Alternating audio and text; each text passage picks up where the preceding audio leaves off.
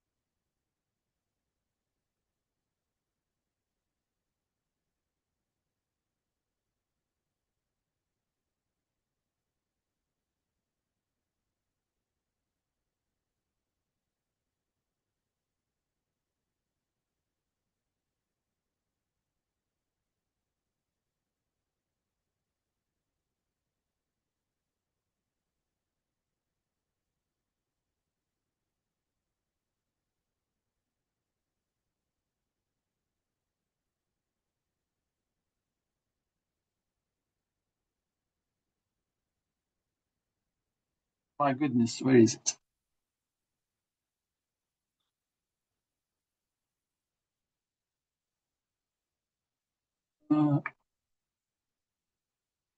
Share.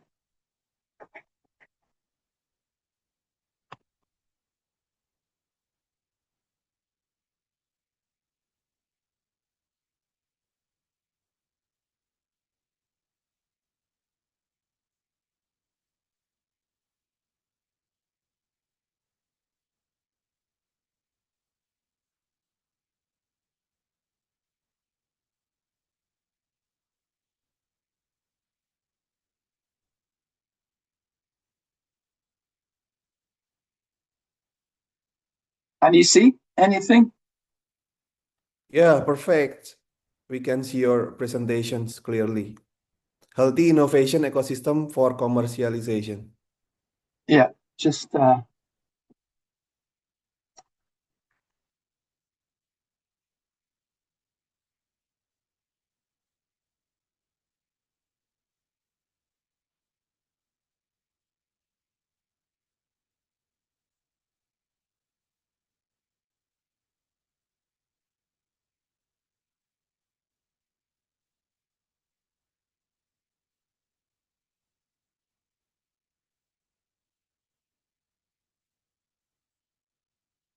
okay. I think I'm going to have to do this again.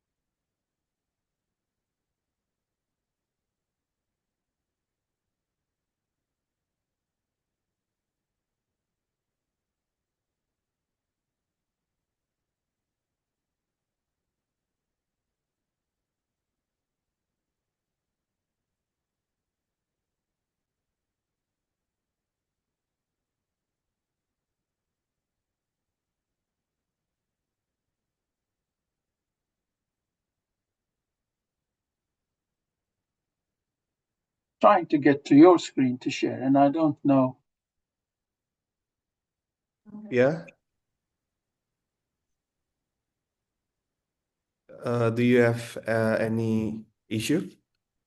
Yes, I'm trying to get back to your screen to share, and Oh, do you want to exit share screen, right? yeah.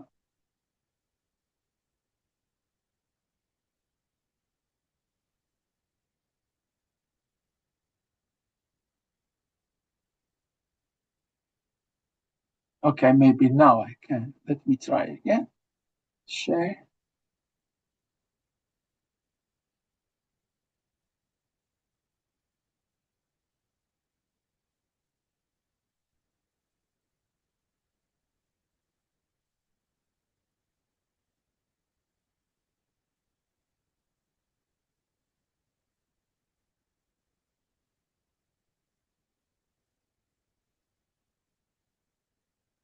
you can try to click the red button, stop share, in the top, red color. Yeah, I cannot see it for some reason.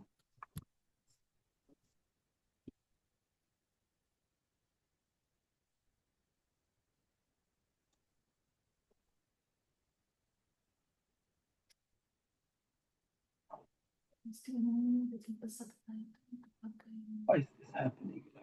Oh iya, kita share. Kita share ya, Bu. This is the screen I want to share with you. Mhm. Can you see it now? Yeah, So it's the first slide. yeah, the first slide. Okay. Yeah, You can see that. innovation for Okay. sustainable impact. Okay.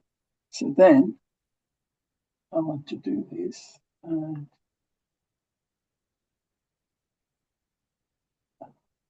do this. Yeah, great. The full presentation. Can you still see the? Can you still see what I sent you?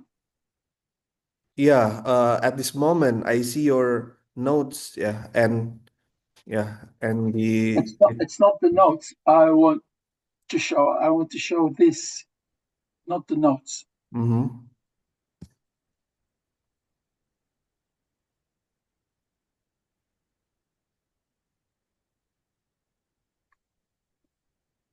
Oh heck!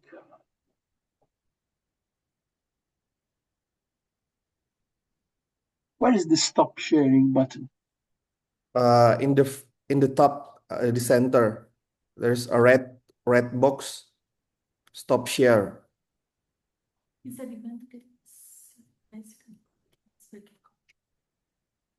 Bisa jadikan host. Minta jadikan host dulu, Bu, kita. Jadikan host. si siapa Antoine jadi host. Tuan, ya. Tuan sama saya boleh jadi host.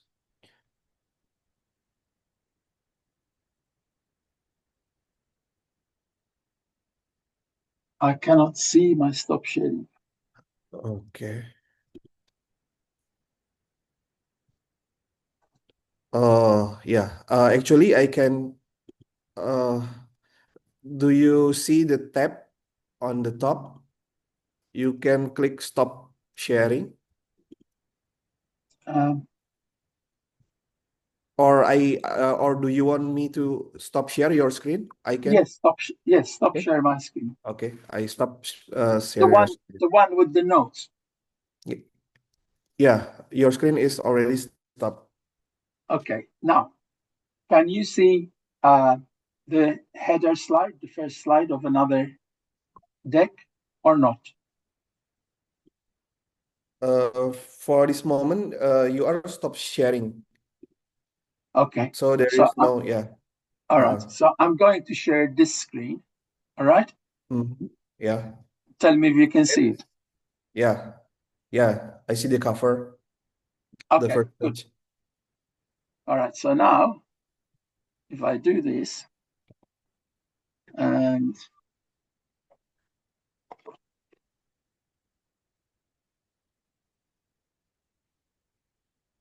Zoom is not so friendly to us here.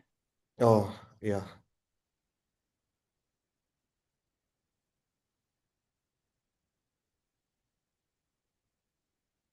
Oh, it's terrible. Okay.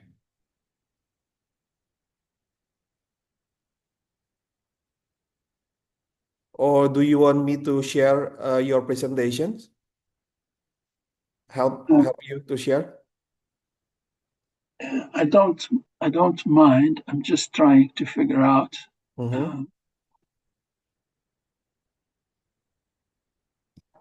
how to get my normal layout on two screens.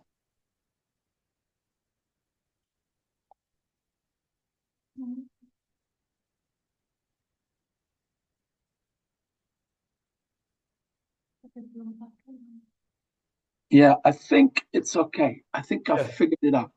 I think. Great. You can try to move your slides next, maybe.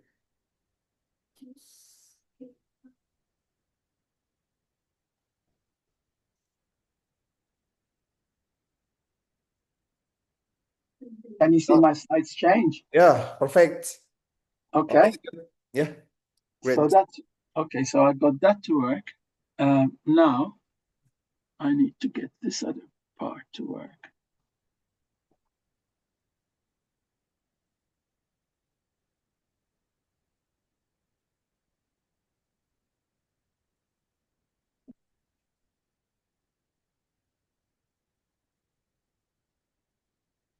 I need to move my screen and I cannot.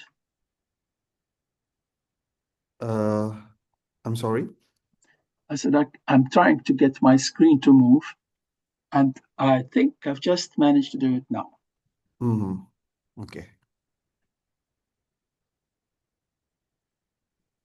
Yeah. Excellent. I think I've managed to do it. Okay, great. So yeah, so I hope everything. So you're seeing my full screen? Yeah, full screen. Full screen like that. Yeah, and Excellent. then your All seat. right. Good. Work good. Sorry about that. It's okay. Okay, so I'm ready. Do you want to kind of like, are you going to be kind of the coordinator on that side? Yeah, we will start at 10:30 Australian Western Time. Okay, that's in about 4 minutes. Yeah. Okay. So before the lecturing, we have sent the registration form to the student. There is 373 participant registered for this Excellent. lecturing. Yeah. So the enthusiasm from the student is very good for this lecturing. Okay. Can I also ask you, do the students get a copy of the slides? Actually, I want to ask to you that do you give a permission? Yes, I do. Share? Oh, okay. We will share the presentation. Yes. So not like just the slides, just what you see on screen. Yeah. In other words, it is the deck that I sent you. Yeah. The file. Yeah. Presentation. Okay. Yeah. So happy to see you this day. Good good background. Good Zoom background. Is it at your campus? At my campus? What do you mean Zoom the cloud? Your Zoom background. Yes, my Zoom background is the campus. Good.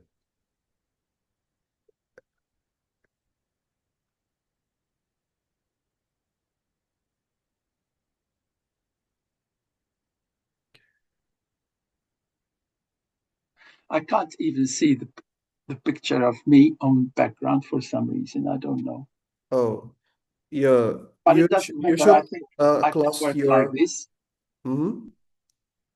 You said you stop you stop screen sharing, yeah. Why would I stop screen sharing? You will screen sharing at your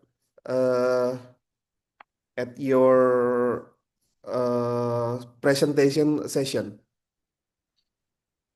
Yeah. Yes. So you can see the full slide without the notes. Yeah, full slide. Yeah, okay. So that will be okay. It doesn't matter if I can't see myself. So I will stop share your slide for the opening, right? For the do you want me to stop sharing that? Yeah, and you will start screen sharing at your session after the welcoming speech.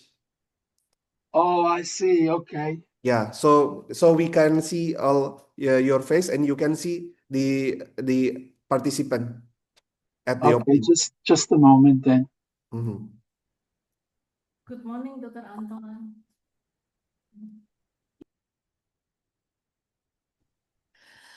Now, Good morning, Dr. Antoine. how come I cannot get to stop sharing? Okay. Oh, okay. Good morning, Dr. Antoine. Good morning, Dr. Maya. How are you? Yes, it's wonderful to have you today. How are you? I'm well, thank you. But I'm having some Okay. difficulties in I'm stopping to share for well, some reason.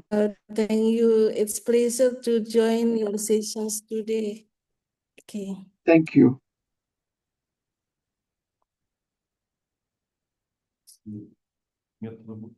Udah di- Adam, I can't get the button of stop sharing. Yeah, your screen is already stopped. Yeah. It has stopped. Yeah. Your Okay. screen already stopped share. Okay.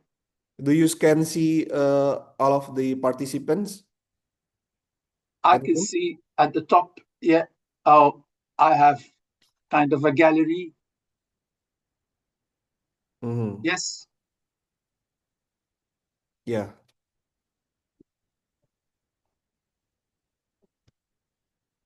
Yep. Okay.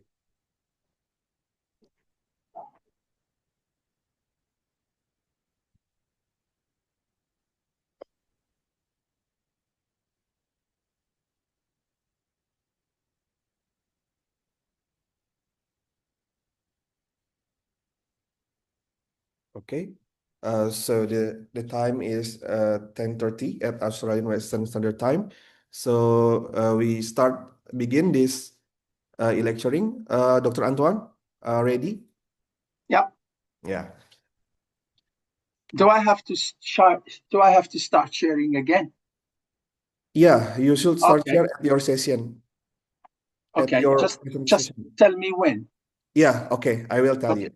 After the welcoming speech from Dr. Maya. Excellent. Good. Okay. Good morning, everyone. Salam UTPreneurs. Assalamualaikum warahmatullahi wabarakatuh. Warm greetings to all participants joining us today from various places. Welcome to the International E-Lecturing 2025, hosted by the Entrepreneurship Study Program of Universitas Terbuka, Indonesia. My name is Adam Sudaryanto, lecturer at the Entrepreneurship Program, Universitas Terbuka, and I'm delighted to be your moderator for today's online session. Before we begin, kindly ensure your microphone remains muted during the presentation. You may type question in the Zoom chat box or use raise your hand features. Turn on your camera if possible to make the sessions more engaging. So all of the student, you can turn on your camera to be more interactive at this online session. Today's topic is innovation for sustainable impact. In this digital era, innovation is not only about technology, it is also about creating lasting value, supporting sustainability, and contributing meaningful to society. And today, we are fortunate to learn from an expert in this field. To officially begin our session, I would like to invite Dr. Maya Maria M.M., Head of the Entrepreneurship Study Program, Universitas Terbuka, to deliver her welcoming remarks. Dr. Maya, the virtual floor is yours. Thank you very much, Mr. Adam. Assalamualaikum warahmatullahi wabarakatuh. Salam, Om Swastiastu, Namo Buddhaya, Salam Kebajikan. Good morning, distinguished guys, lecturers and students, and Dr. Antoine. It is my pleasure to welcome all of you to today's International E-Lecturing, hosted by Entrepreneurship Study Program Universitas Terbuka. Although we are meeting virtually, I'm grateful that technology allows us to connect, learn, and collaborate across distance. Today's topic is highly relevant as innovation plays a crucial role in addressing global challenges and creating sustainable solutions. Today's sessions carries an important theme innovations for sustainable impact. In a rapidly changing world, where technology, society, and global challenges evolve every day, innovation is no longer just a competitive advantage. It has become a necessity for building solutions that are sustainable, inclusive, and impactful for our communities. We are truly honored to have with us Dr. Antoine Musu from the University of Western Australia Business School, who will share his valuable insights, experiences, and perspectives on how innovation can drive meaningful change. His expertise in business innovation and in entrepreneurship will enrich our understanding and inspires us to think beyond traditional boundaries. Thank you, all lecturers and the students, for making this online event possible. I encourage all participants to stay engaged, ask questions, and make the most of this virtual learning experience. Thank you very much, and I wish you a productive and insightful session. Wassalamualaikum warahmatullahi wabarakatuh. Thank you very much, Dr. Maya, for your meaningful opening message and support for this international e-lecturing. Before we begin, allow me to introduce our distinguished speaker for today. Dr. Antoine Musu is an educator and researcher from the University of Western Australia Business School, specializing in entrepreneurship, innovation, commercialization, and small business management. He is a certified ISO Innovation Management expert. Dr. Antoine holds a doctorate in business administration, a Master of Innovation, and an M.B.A. from the UWA, along with dual bachelor degree in hotel management and business management. His professional background includes leadership roles across international hotels, resorts, and private membership clubs, with research interests in technology, innovations, SME scaling, policy analysis, and tourism development. Ladies and gentlemen, please welcome Dr. Antoine Musu. Dr. Antoine, the Zoom stage is yours. You can start share your presentations. Thank you. Thank you very much. I'm indeed honored, and thank you for this wonderful introduction. And I'm so happy to be here today. I will start by sharing my screen, which I hope you can see. Perfect. Is that all right? All right, we can see the presentation clearly. Excellent. All right, so let's start from here.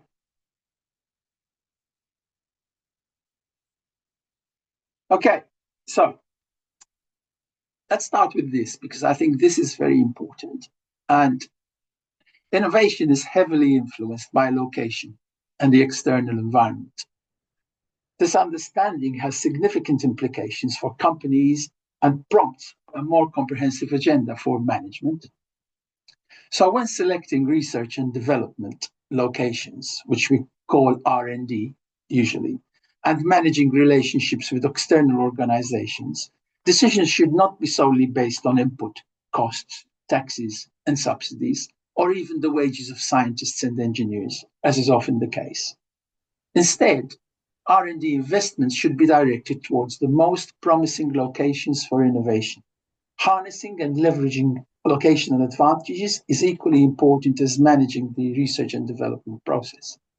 These locational advantages, stemming from unique information flows, special relationships, and exclusive access to institutions, are competitive benefits that are challenging for outsiders to replicate. This helps explain an apparent paradox in globalization.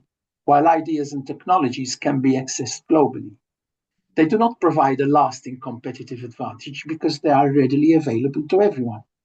Therefore, in a global economy, it is crucial to capitalize on local advantages.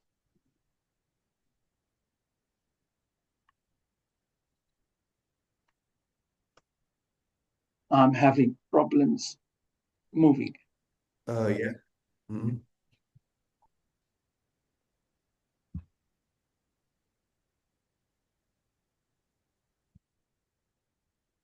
You can click next, or I'm going to exit and try again. okay.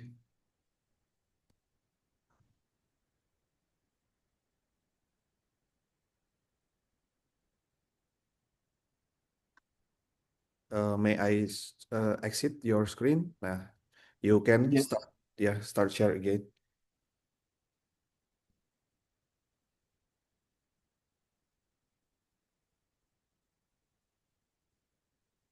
This is problematic here. You can. I'm so sorry about this. It's okay. No problem. You can try to start your screen again. I think so. I will. Yeah.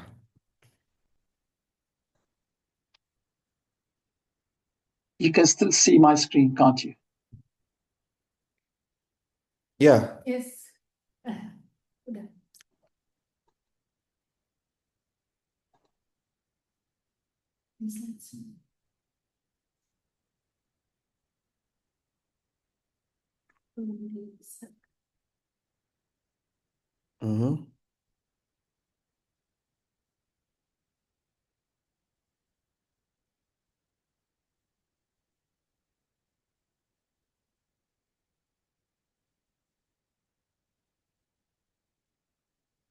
Yeah, we see your slides. Okay, excellent. Okay, so you can see my slide change now. Yeah. Okay, Great. very good. Perfectly worked. I'm very sorry about that, But It's anyway, okay. let's get back into it. So, as Dr. Adam said, my name is Antoine Musu, and I'm an educator and researcher at the University of Western Australia. And I coordinate and deliver courses on the M.B.A program, particularly the master level programs in biotechnology and professional engineering, oceans leadership, and biomedical entrepreneurship. Before embarking on my academic career, I worked professionally as a hotelier with international companies and local companies, as well as private membership clubs. And I gained experience at property level where I directed and managed business across multiple departments. I remain a keen observer in hotel and tourism development besides this work now. And my research areas include technology, innovation, commercialization processes, entrepreneurial management, innovation in SMEs and large organizations. And of course, I look at policy analysis and public sector administration. So, what will we cover in this session? So, in this session, I'd like to point out about the National Innovation System and what it does. It brings together the capacity frameworks, institutions, and actors that enable a country to generate, diffuse, and commercialize new knowledge. Its core functions, that is, research, capability building, collaboration, and market formation, shape how effectively innovations move from the idea to the impact. Yet commercialization often faces challenges such as fragmented support systems, weak industry linkages, limited funding pathways, and misaligned incentives. There are often challenges within organizations to overcome. Embedding sustainable innovation management practices strengthens the system by promoting entrepreneurial management, accelerating technology uptake through diffusion and adoption theories, and fostering organizational readiness for innovation adoption. So, together, these elements create a more resilient and connected and future oriented ecosystem capable of delivering long term economic and social value. So let's have a look at these elements now, right? And one thing I will suggest to everybody participating is that you will have a copy of these slides. And I encourage you to read the slides carefully, even after this session, and connect with the slide so that you really understand how the system works. So Okay, let's go into the national innovation system. So the national innovation capacity influences the vibrancy and innovation within a country. It refers to a nation's potential to generate a continuous flow of commercially relevant innovations. A national innovation system, or NIS as we like to call it, is composed of a range of distinct institutions that together and individually contribute to the development and the dissemination of new technologies. As you can see here on this slide, on the left-hand side, there are three categories consisting of the collective technological sophistication, the human rights and financial resources available for research and development, and the course, and of course, the commitment of these resources and policies to make it happen. Right? Governments design and implement policies to steer the innovation process. This interconnected system creates, stores, and transfers the knowledge, skills, and artifacts that define new technologies. However, the quality of these linkages determines the relationship between a country's common innovation infrastructure and its industrial clusters, which you see on the right-hand side of the slide. And this is a reciprocal arrangement, right, in strong clusters that enhance the common infrastructure and in turn benefit from it. Various formal and informal organizations and networks referred to as institutions for collaboration can connect these two areas. A key example of this is a nation's university system, for example, which acts as a bridge between technological advancements and the companies. Without strong linkages, scientific and technical breakthroughs made upstream may diffuse to other countries more quickly than they can be utilized domestically. An example of this is how early aspects of VCR technology were developed in the United States, for instance. It was 3 companies within the Japanese consumer electronics cluster that effectively commercialized this innovation globally in the late 1970s. Improving environmental linkages involves integrating policies and practice that considered how different factors such as governance, economic activity, and national systems interact. And finally, it is important to note that leveraging the national environment for innovation is not automatic. It doesn't just happen. We have to work at it. And companies located in the same area can have significantly different levels of success in innovation. However, notable disparities in innovative output across different locations suggest that geographic factors play a significant role. So the national innovation capacity influences the vibrancy of innovation within the country.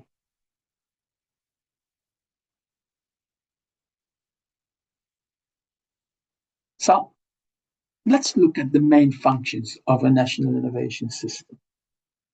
So the structure of a national innovation system actually varies from country to country, although each country's primary goal is to grow the overall level of R&D investment and commercialization activity through a combination of direct government funding to basic research plus R&D, tax concessions, for example, technology transfers from public to private sectors, provision of common user infrastructure, intellectual property rights protection, mechanisms to facilitate collaboration and venture capital investment. So as we look at this slide, right, there are 5 distinct functions. And moving from the top is the first, is the creation of new knowledge, which fuels momentum, entrepreneurial momentum, such as when researchers discover a novel battery material that starts up can commercialize. Then there is a focus on research processes within the national scientific community, which ensures ideas evolve through rigorous inquiry, as, for example, coordinated university industry labs refining prototypes together. Right? Then we have facilitating the access to resources and funding, empowers entrepreneurs to act, as seen when a government grant enables a biotech team to run clinical trials. Then we go to enabling positive externalities, which amplify the impact, like a clean energy venture, reducing pollution while creating skilled jobs. And then finally, we have facilitating market creation and development, which helps innovations reach society, as when early policy support for electric vehicles builds consumer confidence and accelerates nationwide adoption. So let's think a little bit about the innovation elements now for commercialization, right? So the slide illustrates here the actors in a healthy ecosystem to create successful commercialization. So this ecosystem is composed of research organizations, small firms and large firms, and supported by professional advisory firms. It also needs venture capital firms and government agencies that fuel the system. A healthier national innovation system is critical for driving successful commercialization, as it ensures that ideas can move smoothly from research to market impact. For example, a biotech discovery advancing quickly when supported by coordinated university industry pathways. This requires all actors to be actively engaged and supported with deliberate efforts to help them connect through knowledge exchange, and networking. For instance, startups benefiting from structured mentorship programs that link them with researchers, investors, and regulators. Strengthening these connections is essential because many ecosystems suffer from gaps and disconnects, such as regional SMEs lacking access to metropolitan innovation hubs. By building more robust linkages, like national digital platforms that bridge geographic and sectorial divides, the entire system becomes more resilient, collaborative, and capable of transforming innovation into sustainable economic value. So, what does it need? What does it need to go when we talk about capital intensity or something, right? So if you look at the slide, there's an IP divide there because of the complexity and differences from the top to the bottom. But this slide enables a visualization of the relationships between the amount of capital required for different types of innovation and the time the innovation takes to enter the market. Starting at the bottom left-hand side of the slide, we have design-led innovation, which usually requires less capital, as shown on the vertical axis, and does not take as long to develop as shown on the horizontal axis. This type of innovation can be both technology-driven and market-driven, which means that as technology develops and facilitates processes, new products can be created. Conversely, on the top side, the top of the slide suggests that research-led innovation takes considerable time to develop, and this triggers the requirement, of course, for more capital to be invested because it requires a lot more testing, trialing, and regulatory compliance. These innovations carry higher levels of risk and have higher scale-up challenges as well. But likewise, research-led innovation is prone to much higher levels of IP assessment and protection due to the inherent nature of the technology. So, what are some of the challenges that we have here? Right. So, let's start with business models, because inappropriate business models often undermine even strong technological ideas, particularly when there is a misalignment in pricing, revenue logic, or customer value propositions. For example, a startup launching a novel diagnostic device may choose to adopt a direct-to-consumer approach there. So, inadequate management skills, such as poor financial literacy and limited experience, can hinder early-stage ventures from scaling. Many founders may excel in technology but lack essential managerial capabilities and have insufficient market assessment insufficient market assessment is another drawback. It's another pitfall. Ventures may misjudge market size, underestimate competition, or ignore regulatory constraints. A wearable health tech firm, for instance, might focus on early adopters without recognizing the purchasing power of the institutional buyers. Another problem is ineffective team building or unsuitable organizational practices that can lead to significant changes. Poor management of intellectual property can also jeopardize long-term value creation. And failure to secure patents early or to disclose technology publicly before protection can limit licensing opportunities. A lack of a clear exit strategy, whether acquisition, licensing, or an IPO, may discourage investors seeking defined timelines and returns. Inadequate knowledge of the venture capital process is another drawback, such as a misunderstanding of term sheets or valuation expectations, and these can result in unfavorable deals. And finally, limited networking and weak strategic partnering reduce access to customers, mentors, and distribution channels.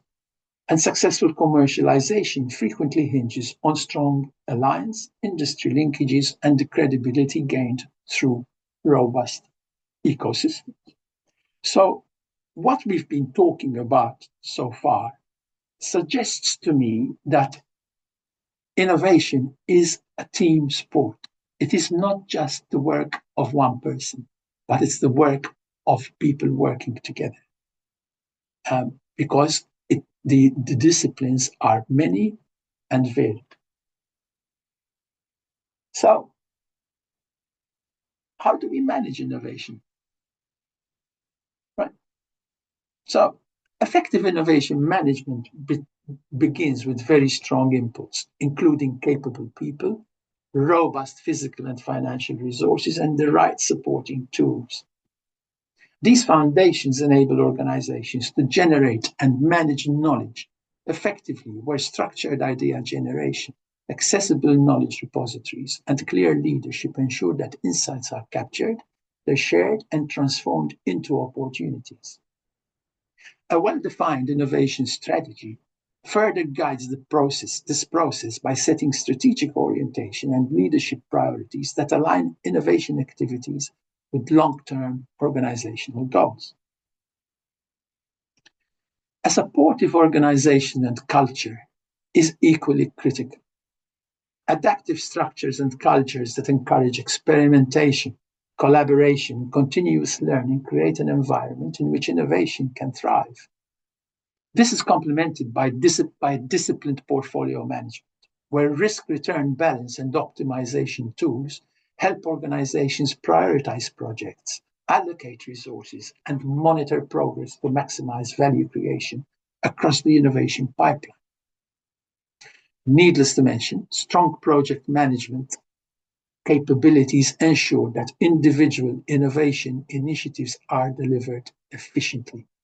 Project efficiency tools, effective communication channels, and cross-functional collaborations help teams navigate complexity and maintain momentum from concept to execution.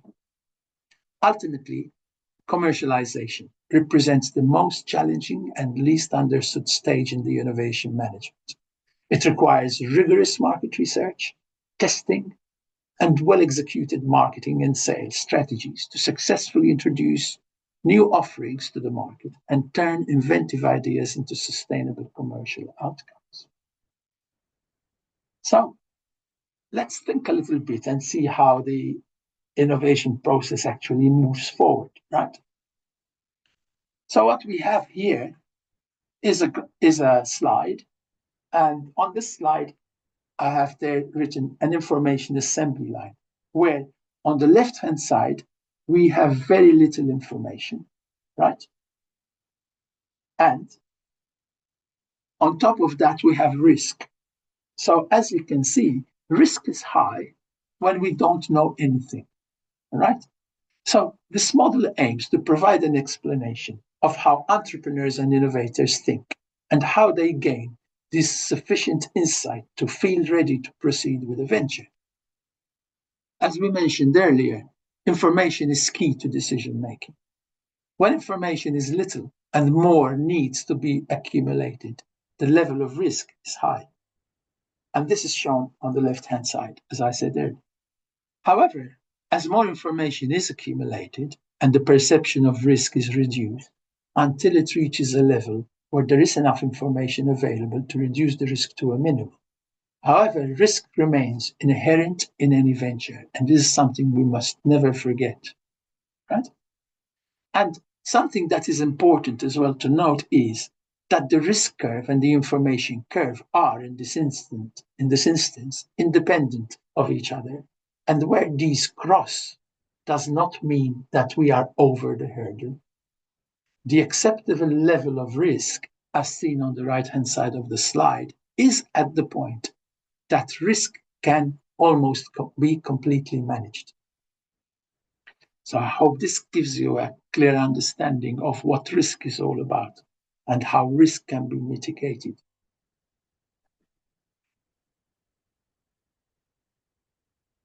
So I'm sure a number of you will be familiar with the product life cycle. And the product life cycle charts the passage from the launch of an innovation to its decline. New product development involves multiple stages, including development, trialability, launch, and various other aspects that relate to the psychology of the product user. This slide here shows the overall performance of a product life cycle. And as you can see, during the early stage, specifically the product development stage, is a period of investment. This is the period before the product is launched, as indicated by the red-colored area below the x-axis. When the product is launched or introduced into the market, sales revenue starts, indicated by the green-colored area above the x-axis. However, as the slide shows, this is typically insufficient to sustain the venture. And only when the revenues cover the cost of producing a new product does the cycle indicate a growth stage. However, as you can see, costs continue to build as it heads up into the maturity stage. It starts to generate maximum profits. To reach this stage in commercializing new products requires a great deal of investment, which we will examine in the next slide. So this here gives you an idea of how the funding of ventures and the investment happens. And as you can see, here I'm trying to show an approximation of the distribution of investment in commercializing new product or new technology. And there are two types of costs here. One is the non-recurring cost, which you actually spend just once. And the other one is the capital cost. As shown here, undertaking the research, designing a new product and creating a prototype to test may take up to 8% of the original investment, right? And to validate the product will require a further 2.5% of the investment, and these costs are not ongoing. However, they will be incurred again with the addition of each new product. As a rule, intellectual property cost is incurred during the various stages of the development. However, these are categorized as capital costs, which amount approximately to 2% of the investment. This amounts in total to 12.5% of the total investment. So production is the other capital cost which we look at, right? And is the same as intellectual property and can account for a further 37.5% of investment cost. So the total now accounts for 50% of the investment. And as you can see in the center of the slide, the remaining 50% of the investment is attributed to marketing. So that is why earlier on I said commercialization is the most challenging of the stages, because it is very, very focused on marketing.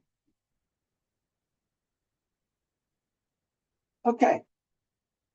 How about some financial measurements, right? How do these things get measured? Usually with any of these projects, there's a set of financials developed over the time. And the most common way to assess the viability of a venture is by discounted cash flow. So, and innovation, as I said earlier, carries a substantial amount of risk. So accordingly, financials are produced throughout the development phase, and these are constantly reviewed to ensure the total capture of the investments. These financials contain sales forecasts, for example, and consequently, an estimation of future profits can be obtained over a predetermined time span. And the most popular method for estimating the viability of a project is to apply discounted cash flow approach, also known as DCF. The DCF considers that the money you deposited today earns interest. Therefore, for the money you receive in future, you deduct a discount rate each year for the amount of interest that is not earned. That is discount, right? Interest. This means that the future cash flows are discounted to arrive at the present value. The net present value, which is normally referred to as NPV, is the sum of the future cash flows less the interest it would have earned. If this result is negative, then reassessments need to be made to ensure the project's viability. The first Chicago method is a similar approach in that it follows the DCF methods in the same way. However, in this approach, there is consideration given to an R&D investment, right, to predict three likely scenarios: the best case, the most likely case, and the worst case. So, let's have a look now at three innovation paradigms, right? Historically, the origins of innovation consist of these three distinct paradigms of innovation, right? The first of these paradigms is driven by the creative genius, as we see in the first column there, right? Who is known for being the originator of something. This person is often motivated by a dream, an ambition, or a problem that they wish to address. The 18th and 19th centuries saw many innovators, such as Hargreaves, Crompton, and Cartwright, who revolutionized various industries with their inventions, and I will talk about these in a few moments. Today, this creative genius is known as the entrepreneur. The second paradigm is driven by the scientist, engineer, or technician, who follows established knowledge and research methodologies to develop new technology. This is known as the technology push paradigm, right? And is exemplified by the work of, for example, Bell Laboratories and Thomas Edison of the light bulb, right? Governments also support this paradigm through state-funded research centers, such as Australia's CSIRO, and I'm not sure what there would be in Indonesia, but I'm sure there is a body like that. Then finally, the third paradigm is driven by the professional manager, let's call it, who focuses on market-oriented strategy. This paradigm emerged in the 20th century in response to greater competition across most industries. The professional manager's focus is on customer satisfaction, market demand, and fast returns on the investment. But all three paradigms exist today. Radical innovation is likely to be more of a technology push than a market pull. But the entrepreneur or creative genius is capable of both disruptive and incremental innovations. So let's have a look now and understand the difference between innovation and entrepreneurial management, right? And I want to explain the meaning of this in the context of entrepreneurship, or what it means to manage in an entrepreneurial manner. So, for example, a few of us can have jobs in companies, but we can still be entrepreneurs if we manage what we do in an entrepreneurial manner. Peter Drucker, who's one of the more modern kind of researchers in this space, aptly described innovation as a function of entrepreneurship. And this is how the entrepreneur creates new wealth-producing resources, or makes existing resources more valuable in building wealth. So when we look at innovation, this is the process by which entrepreneurs convert ideas into marketable opportunities. Innovation must offer newness and market value.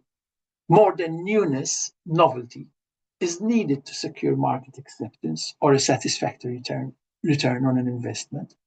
Innovation can be radical, synthetic, or incremental in nature, and may be applied to produce to do products and services. However, it can also be applied to technical and administrative processes. So what are process innovations? These are tools, devices, and knowledge in technology that can be used as inputs and outputs, while product innovations are outputs or service that benefit the customer directly. So I mentioned radical innovation, right? So radical innovation produces fundamental changes in organizations or industries and a clear separation of existing practices. In other words, it's like the jet engine replaced the propeller completely, right? Although the propeller is still in use. But this may increase uncertainty and result in the transformation of the organization or industry. Then we have what you call incremental innovation, and this is usually a marginal separation from existing practices and often increases existing capabilities. An example of this is you may think of how the phone evolved and how the smartphone evolved and how the smartphone keeps on evolving, right? With a series of incremental innovations.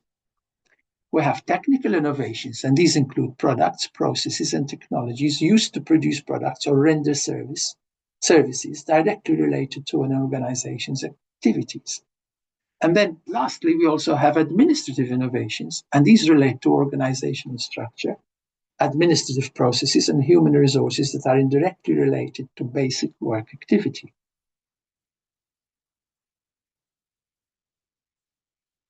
So how do we look at innovation? How does innovation actually go out, right? Diffuse. That's the word we use, diffusion, right?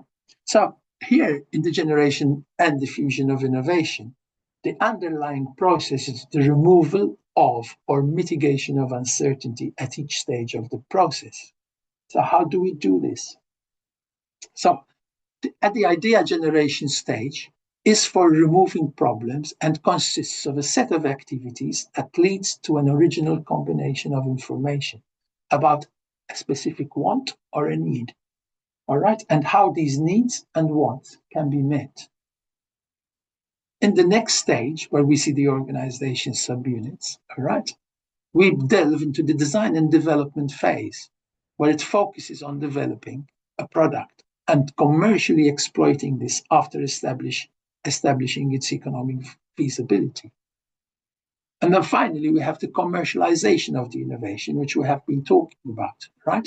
And this requires the new product or process to be successfully taken from the idea to the full market acceptance. This approach would not be dissimilar to the process of bridging the gap between the attention given to both the technology and the acceptance of the innovation within a target market. And to achieve this, the initial creative idea and successful diffusion of the innovation to the market not only requires the creation of a viable product or process that can offer significant value, but can offer a business model or an entrepreneurial vehicle that can carry the innovation along the commercial pathway. And let's look at now the generation and diffusion of innovation in the product life cycle, right? So, following this illustration here, frequently the adoption of new technology is unable to move past the initial early adopters. That is, what you see there on the slide is technology enthusiasts and visionaries who readily take up the innovation, and sometimes these guys are not as successful in influencing the mainstream end user group or the wider community. And this is why we see the chasm in this distribution curve model. This is where the innovation may fall. Indeed, many excellent ideas and products fail to take off despite their excellence. But this highlights the importance of being careful about selecting who the initial users of the innovations are. So when we start with an idea of an innovation, must also have in mind who is going to use this first, who is going to use this, right? So innovation is a multidimensional concept, right? The early adopters are very important. And this can involve product or process, technological or administrative, as we said earlier, right? But in many cases, the failure of an innovation to gain adoption is due to an inadequate understanding of these dynamics. So the generation of commercially viable innovations is therefore a process that can benefit from a systematic approach that seeks to tap the creativity and entrepreneurial capacity of people who search for the best technologies and match them to the needs of target markets. The fact that new technology is feasible and indeed may fill a particular need within the market does not mean it will be radically accepted either by the end user, and if a party is unwilling to adopt it. However, resistance to adoption can also be attributed to other factors that are inherent within an organization, like, for instance, structural systems, organizational systems, or issues in the systems. But however, these can also be found within the individual and may involve psychological and emotional factors. Same as we find in the normal distribution curve, Moore and Roger suggest that the mainstream market would be composed of 68% of early and late adopters. That's the two lots of 34% shown in the mainstream market. And 16% laggards, or as referred to here, skeptics, right? People who take up innovations very, very late. Okay? So let's look about facts. Let's look about myths of innovation, right? Because a lot of people sometimes have ideas that innovation just kind of is planned and predictable, right? So every time I look at this slide here, it always reminds me of Sarasvati's effectual entrepreneurship model, which reads, I want to be an entrepreneur, but entrepreneurs are visionaries, risk takers, extraordinary forecasters, and not like the rest of us. And then she goes on to explain how these are myths. And I agree. And I am sure you would agree too. And same as Sarasvati, Koratko, and Hodgett suggested, right? There are several major myths relating to innovation, but these 5 myths seem to be ones that most agree upon, right? And the first one is that innovation is never planned or predictable. So the idea is best left to the R&D is not quite true. Many really successful innovations emerge from unrelated practice. Whilst it is desirable to have a systematic approach, the technology push paradigm is not the only one that can achieve success. And then the next one is flexibility is important, and not all details will be known until the new development process has commenced. Therefore, a systematic approach must also be capable of adapting to unforeseen circumstances and the need to modify a prototype.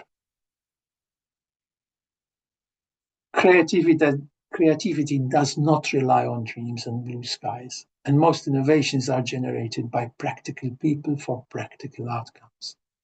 The role of creativity is important to the innovation generation process, but ideas that cannot find acceptance within a market are, by offering value to customers, will not succeed. Incremental innovation is usually more useful than radical change. Well, while the big radical stuff is exciting and attracts a lot of attention when it succeeds, the majority of innovations are actually incremental and in response to a customer feedback. Technology is important, but it's not the only source of innovation. Marketing forces derived from customers or from attempt to solve customer problems are often the most significant source of commercially useful ideas. So let's look at some theories behind this now. So the first theory of diffusion is, ask because how do we describe it? Okay. So I would describe diffusion as a process, and it consists of the time that consumers take to become aware of, adopt, and start using an innovative product or service, or might also be a new way of doing things. right? As a general rule, consumers of innovations are individuals, but of course, when it comes to multiple of individuals, as one would find in an organization, it will be different. However, from my experience of what studies have suggested, Rogers suggests that the diffusion of innovation is contingent on 5 perceived attributes, as shown here. First one is the relative advantage. Does it offer any significant advantage over other technologies or processes? The next is complexity. Is it of a complexity level that is complex to use or employ? Next is compatibility. Is it compatible with existing technologies or processes without these having to be replaced? Then there is also trialability. Can the innovation be subject to a trial before adoption? As sometimes, like when we look at software, we have a trial period to find out whether, this is what we want. And finally, observability.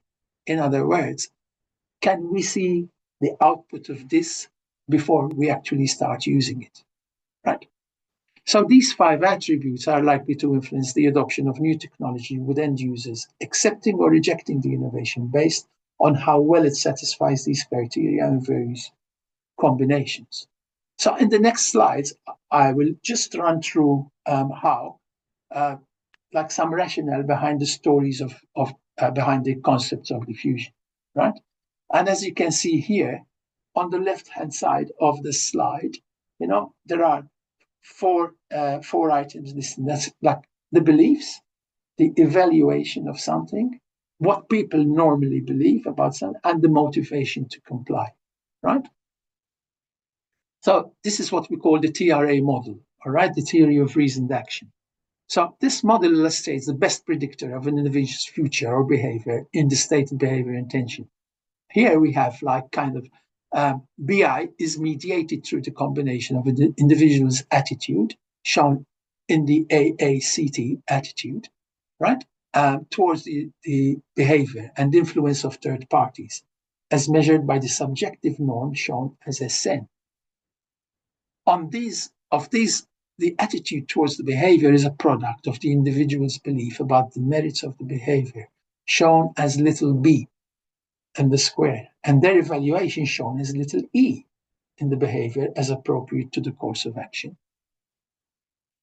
The subjective norm, shown as SN, is determined by the normative beliefs as NB that the individual has in relation to the expectations of openness of others in relation to the intended behavior, and their motivation to comply, shown in as with little MC, as such social pressure or expectation.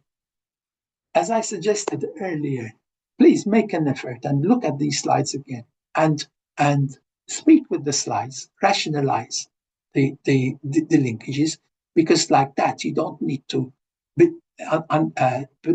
remember something by heart. You get an understanding and then it just flows. Okay, let's go to another diffusion theory. And as we can see here, right, we have like 4 conditions, which is the perceived usefulness of something. What are the external variables on the left-hand side? What is making us use something? What is making us use the phone? All right. And you can see then in the middle is perceived usefulness and perceived ease of use, right? So we're convinced it's useful and it's easy to use, okay? And that influences our attitude, seen in the middle. Then our attitude is what changes our behavioral intention, right? To use something. And then we finally go into the actual system use, right? We adopt it. And this is what we refer to as technology acceptance model 1, right? Technology acceptance model 2 is a little bit of an extension of this, all right? But basically, we are taking here a view of like subjective norm, image, job relevance, output quantity, and result demonstrability. So, for example, who doesn't have a smartphone today? If you don't have a smartphone, it's like, oh, people will see me different as a different person. So that is where the image comes in. All right. So how useful is the smartphone for me? How, like, job relevance, right? On the left, it's like, how useful is this? It's very important, right? Output quantity, right? Can I use it like limitless? Yes, you can, as long as it's charged. Can I see the results? Yes, I can, right? So all those five there will lead us to perceived usefulness, all right? Then we have the ease of use, and this provides the intention to use. Of course, we'll gain experience, as you can see on the top there, and the willingness to do it, okay? And it strengthens our intention to use, and it alters our behavior. And this is very important. This is the psychological aspect of accepting innovation. Right? So, the critical mass of adoption. Remember when we spoke over in the previous chart about overcoming the chasm, right? So, the critical innovation is diffused into markets because of the willingness of a customer, right? But this is independent on several factors. And Rogers noted 5 key attributes, all right, that the innovation needs to meet most customers, except, as we said earlier, right? So if we look at this slide, the S-curve assumes that the rate of innovation adoption often reaches a point when enough people have adopted it to make it self-sustaining, right? In other words, it keeps growing, generates profit.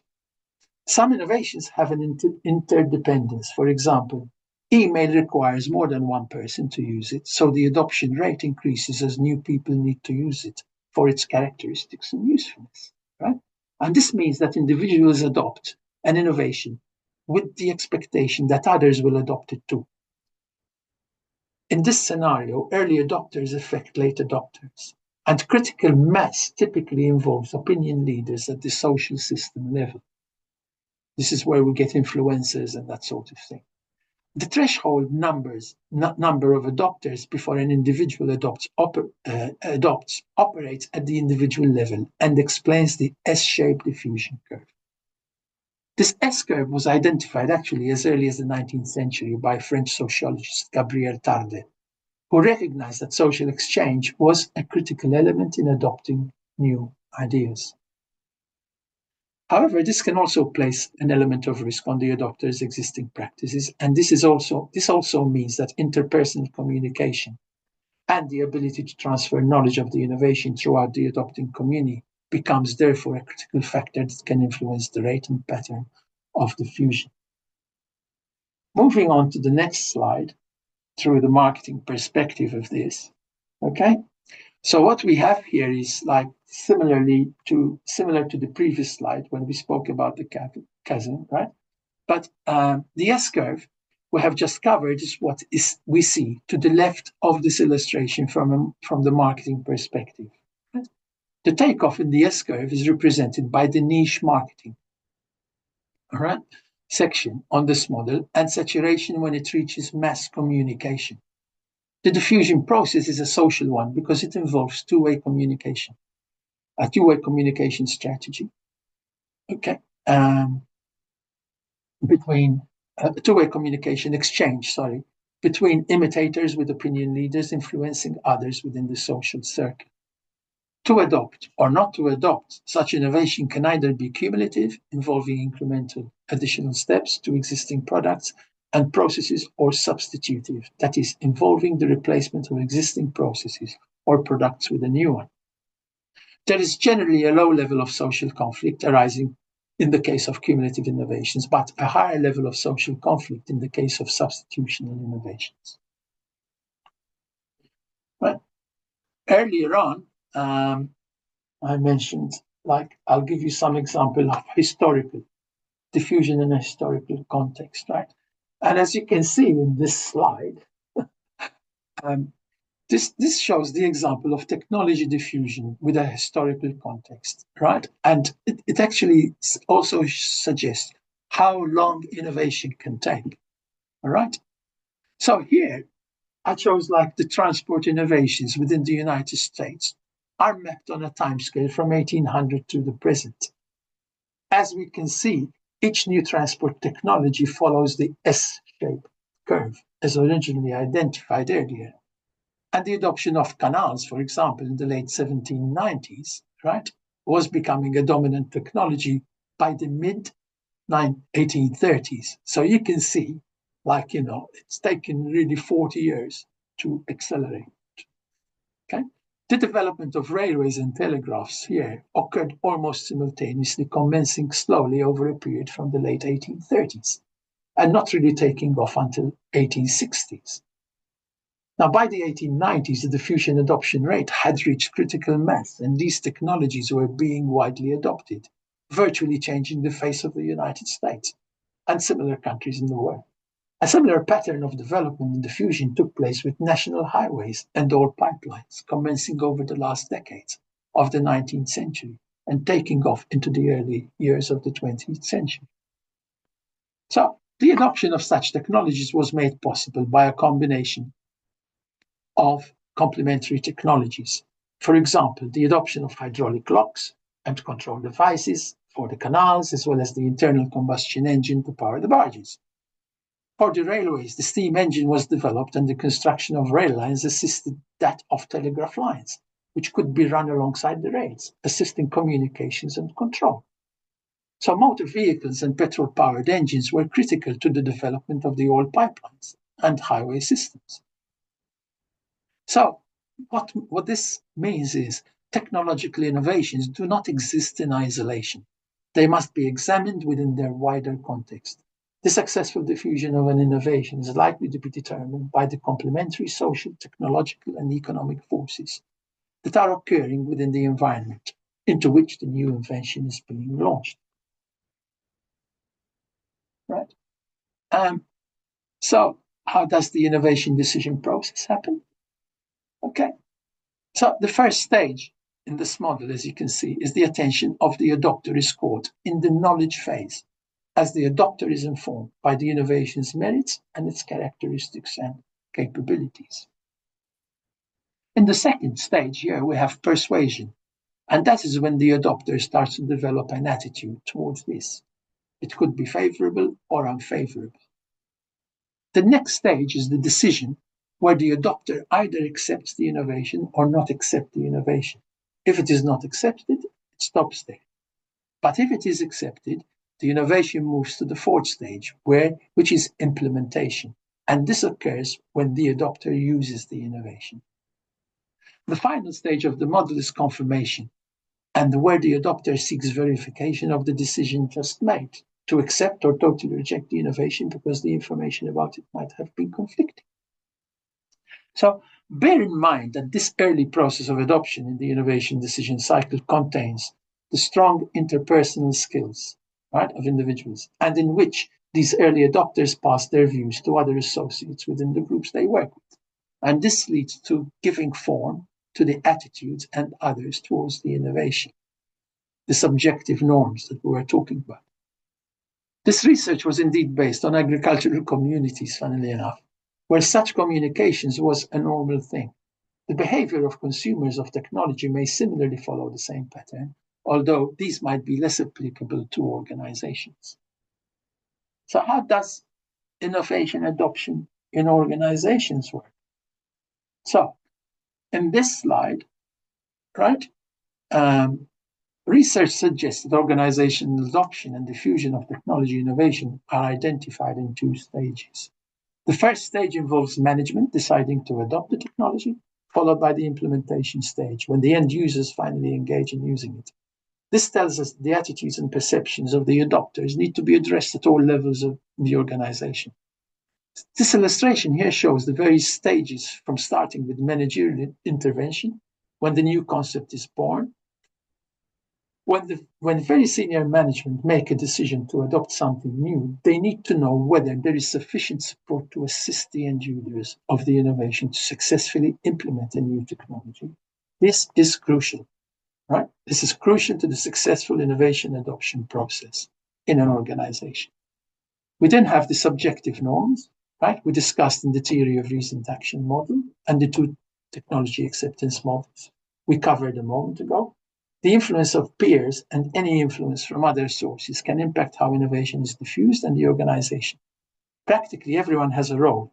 Customers, senior management, networks, and suppliers, and even subordinates in the organization can influence the adopters' attitudes and willingness, positively or negatively.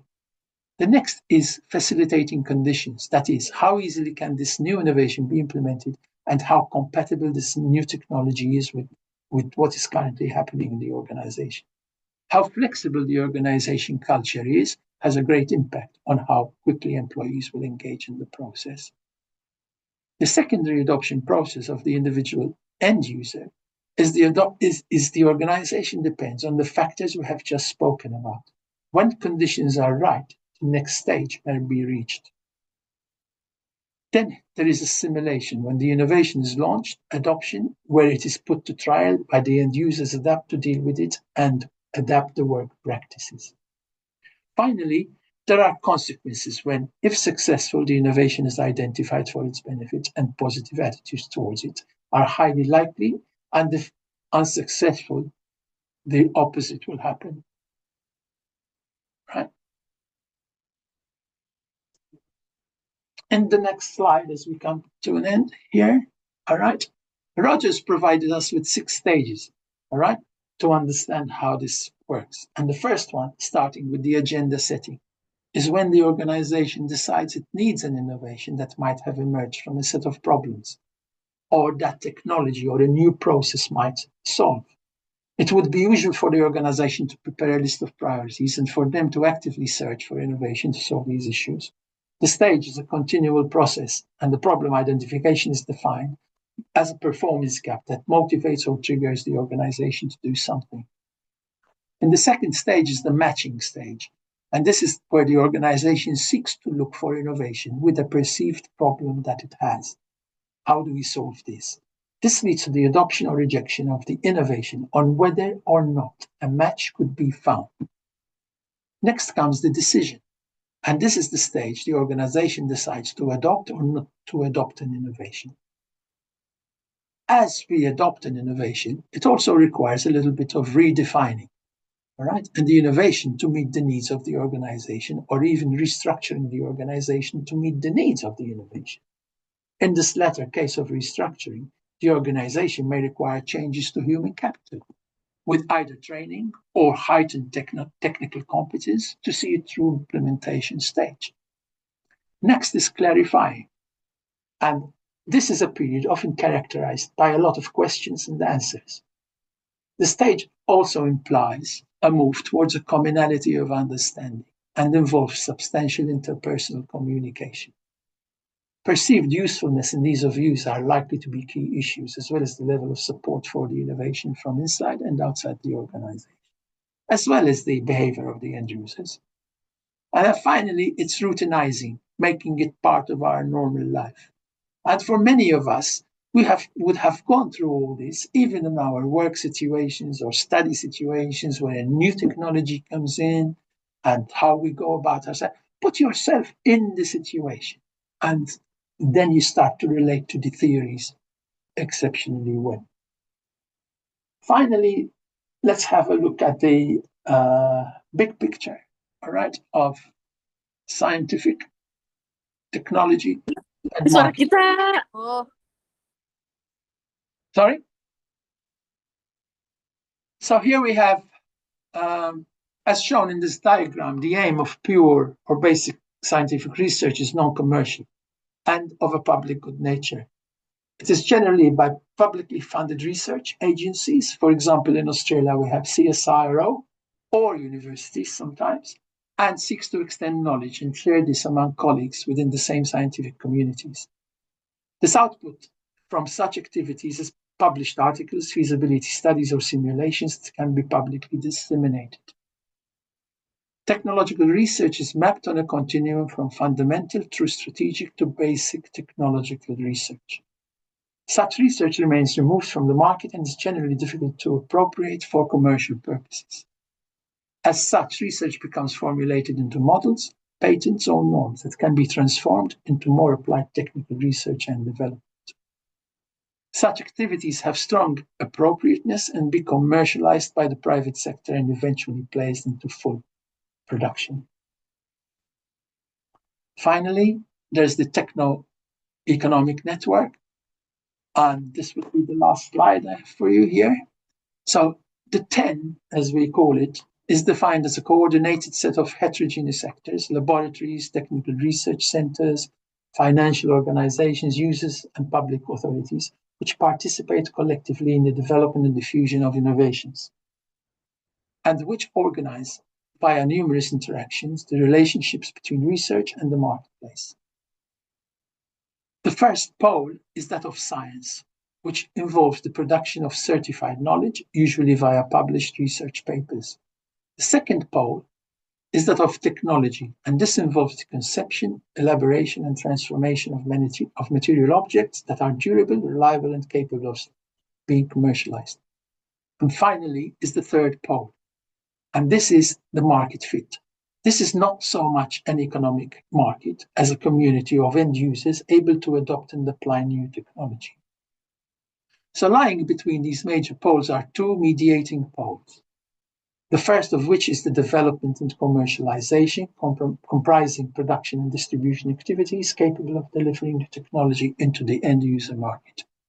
The second one is the transfer pole, and that specializes in connecting scientific research to technology applications.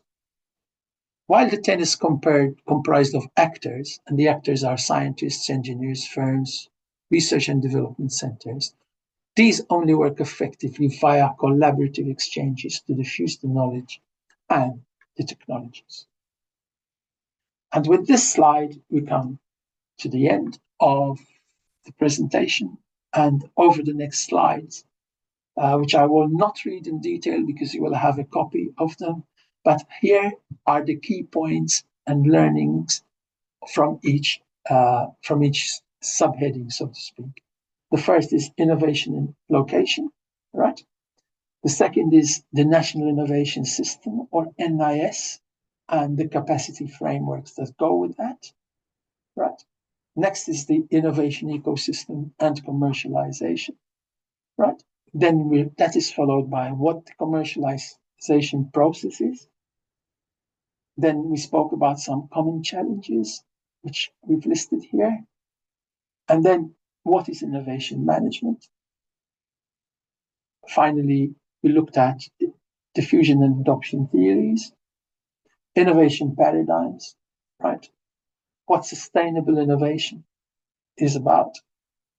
We addressed briefly financial and risk considerations and the techno-economic networks. And that brings me to the end of what I have prepared to share with you, which I hope you have enjoyed.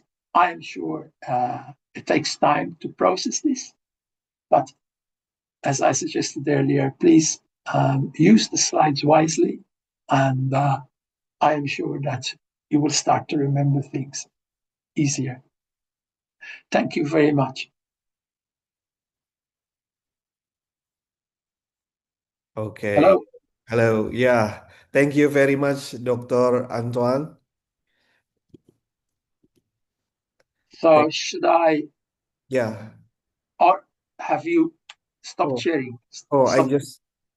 just click, but you can share if you want to. No, I don't have anything to share. I'll leave it up to you to manage from your end now. Okay. Thank you very much, Dr. Antoine, for an insightful and inspiring presentations. Today we learned that innovation is not just about ideas, but about collaboration strategy and the ability to turn those ideas into meaningful solutions that create real value for society. And I remember that you said innovation is not an individual work, yeah, or not individual sport, but innovation is a team sport, teamworks, right? Yeah, Dr. Antoine. Correct. Yeah. Correct. So innovation needs collaboration for all of the stakeholders. Your examples and frameworks have give us clearer directions on how students, researchers, and entrepreneurs can move from concept to commercialization with confidence and sustainability in mind. We will now continue with a Q&A session. If you have questions, you may type them in the chat box or use raise hand features. If you use raise hand features, you can start your video and ask directly. As a reminder, we will give awards for 5 best questions. Let's begin. Okay, for the first questions, Tifa Widya Putri. Yeah, you can. Hello. Hello, good morning. Okay. Thank you for this opportunity. First, I would like to ask permission not to appear on camera due to circumstance beyond my control. Okay. You can Okay. say your name and your location, your campus, what UT campus you are from, and Okay. yeah. My name is Diva Widya Putri. I'm on Universitas Terbuka. What local campus? The place? Malang. Oh, so Yes. Tifa Widya Putri is from East, yeah, East Java, yeah, right? Continue. Okay. And I'm interested in your discussion. I have 3 questions. First question, how can we overcome the fear of innovation? And second questions, what is your opinion on the statement? Innovation is change that does not always have to be drastic. Finally, third questions, the biggest problem with technology adoption is not the technology itself, but something far more crucial than that, which is people and process. And sorry if my speaking and grammar have many mistakes. If anything is unclear, I can write my question in the comment section. Okay, thank you very much. Okay, thank you, Tifa. Hello, Adam. Yeah. Can you please help me a bit by repeating what Tifa? Yeah. The first Tifa question, how to tackle the fear of innovations. Yeah. So, yeah, Tell me again. Sorry. the fear Fear of innovation. fear of innovations. Yeah. Fear, Because yeah, some the fear of innovation is the. how can we overcome? It's not so much. It's not so much a fear. The fear is not the innovation. The fear is the unknown. The fear of the unknown. Yeah. It's the unknown. It's not the Yeah. innovation itself, because if we look at some of the models that I spoke about, and how do we actually accept innovation, right? And we started. The first model was about reasoned action. How do we think, right? How do we reason? What are those things that really affect us, right? So we started off with the theory of reasoned action. What are those things we need to do? I'm just going to try and find a slide so that I can be precise about it, right? Yeah. But it's like, what are our beliefs? Okay. How do we evaluate? What do people normally do? And what's the willingness, right? Or that we want to do something. So if those things are low, of course there is fear, because it's all unknown, right? But if we develop a belief to something, evaluate what it can do, what are other people doing, and do I want to try it, are the first requirements, right? And that is what alters our attitude towards something. If we haven't used something, we cannot form an attitude towards it, right? And we may have a fear about it. But if we actually want to try it and experiment, that's the only way you will overcome the fear and accept an innovation. I mean, my goodness, when computers started, which is a long, long time ago, and we didn't even know how to handle a computer, we didn't even know what to expect from it. But now, would we live without it? We wouldn't. Would we live without a mobile phone? We wouldn't. So these things have been around for a long time, but I remember the origins of some of these things quite well. They take a long time to diffuse, and we overcome that fear by the use. The second question was about innovation is change that does not always have a drastic consequence. Is that what it means? Yeah. All right. So innovation What's comes. your opinion? Yeah, innovation comes in various stages, correct? And one of the things we said is like, I think I remember making a reference that most innovations are incremental in nature. In other words, it's always an improvement of something that is existing. For example, the use of the phone. See how many apps now appear on the phone. And why are they more successful now? Because now we have learned to use the phone, right? Am I making sense? Yeah. Great. Good point. Great. We can understand that. Yeah, and the final question about the third question, the biggest problem with technology adoption is not technology itself, but something far more crucial than that, which is people and process. Of course, people and process are the decision factors of whether an innovation is successful or not. That is why when we used the chasm as an example, right, and we had this space, all right, it is the people and the processes that are encouraging of adopting something and not the innovation itself. The innovation may be something good for a few, but not for everybody. And that is what we refer to as the niche market. Make sense? Okay, thank you, Dr. Okay, I'm going to move to the other one from Charisma, right? And would like to ask what extent do issues such as weak team coordination, limited managerial capability, and unclear strategic direction indicate deeper cultural constraints within organizations, as illustrated by state-owned enterprises where strict hierarchies are. Right. Now, this is a very special section of innovation. In fact, it's something that I research, right?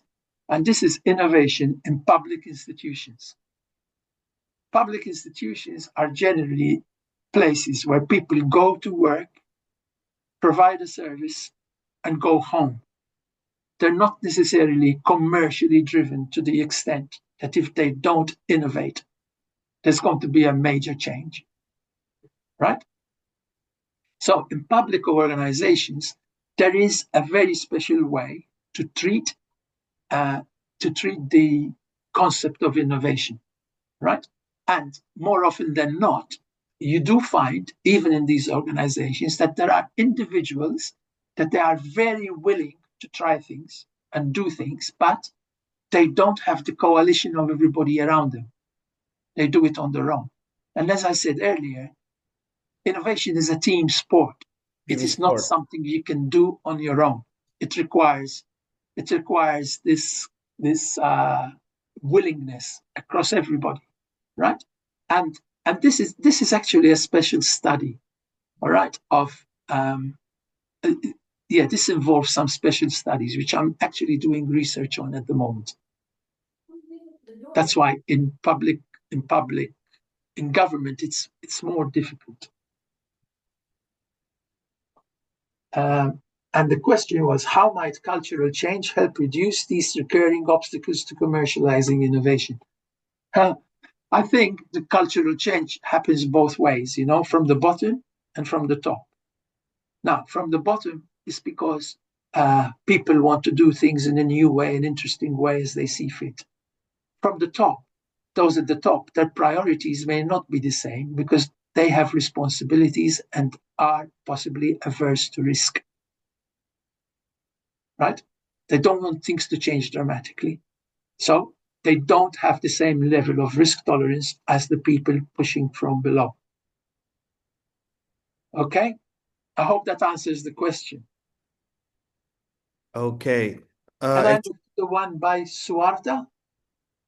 Yeah, Made And says, Suarta. I would like to ask, besides technical skills, what is the most important mindset for an innovator who wants to create a sustainable impact to develop? Okay. Let me describe it this way. All right. If you want to try something new, and this something that you're trying is not harming yourself or not harming anybody or breaking the bank or putting someone in trouble, why are you afraid to do it? Right? I have a very interesting case here because I teach people in the sciences and they are in the lab. And those who work in labs usually have to follow a precise set of instructions. And what happens is sometimes the instructions don't work. They don't get the result they need. And then I say, and what did you do next? Well, I changed this, and I changed this. And did you get a better result? Yes, I did.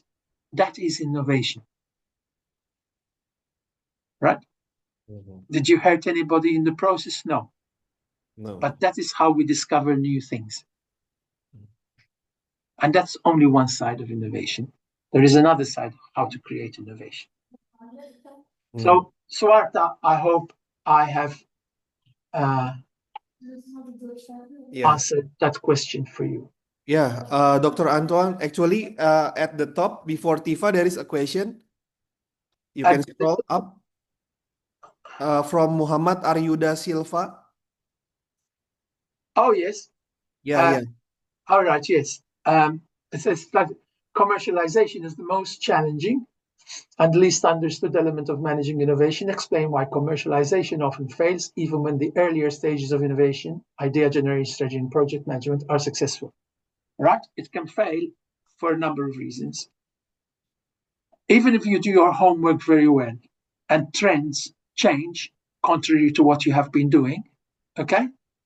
The success of an innovation depends on the adopter. So you can do your work very well. And I said earlier on, there is always an element of risk because you can't predict the future. Now, for instance, let's take COVID. What happened when we had COVID? How many things changed around us suddenly, right? How many innovations were in the pipeline that did not even move a step further because COVID changed the whole situation of the world? Did that come back online after COVID? No, they didn't. All right. So those are situations beyond, there are situations that are beyond the consumer's control, right? There are situations where the needs and wants are changing as well, right? So we need to monitor that process. And let's be realistic, because I said this in every example. Success of innovation takes time. It doesn't happen within a few months. It takes years to happen, right? So we cannot expect a rapid turnaround in certain things. Okay. Now, the second part of the question is, what strategic practices can reduce the rate of commercialization failure? By being in the know all the time. Innovation is not a one-off function, it's a continuous function. It's being in touch with the consumers all the time and monitoring how the processes are changing, right? And the needs are changing, right? That is, so a strategic practice is, why do we get so many feedback forms to fill? Why do some companies come after you to find out how you feel about something that has happened? The companies are trying to get the latest information so that innovations can keep happening and be successful. Okay. Okay. So Antoine.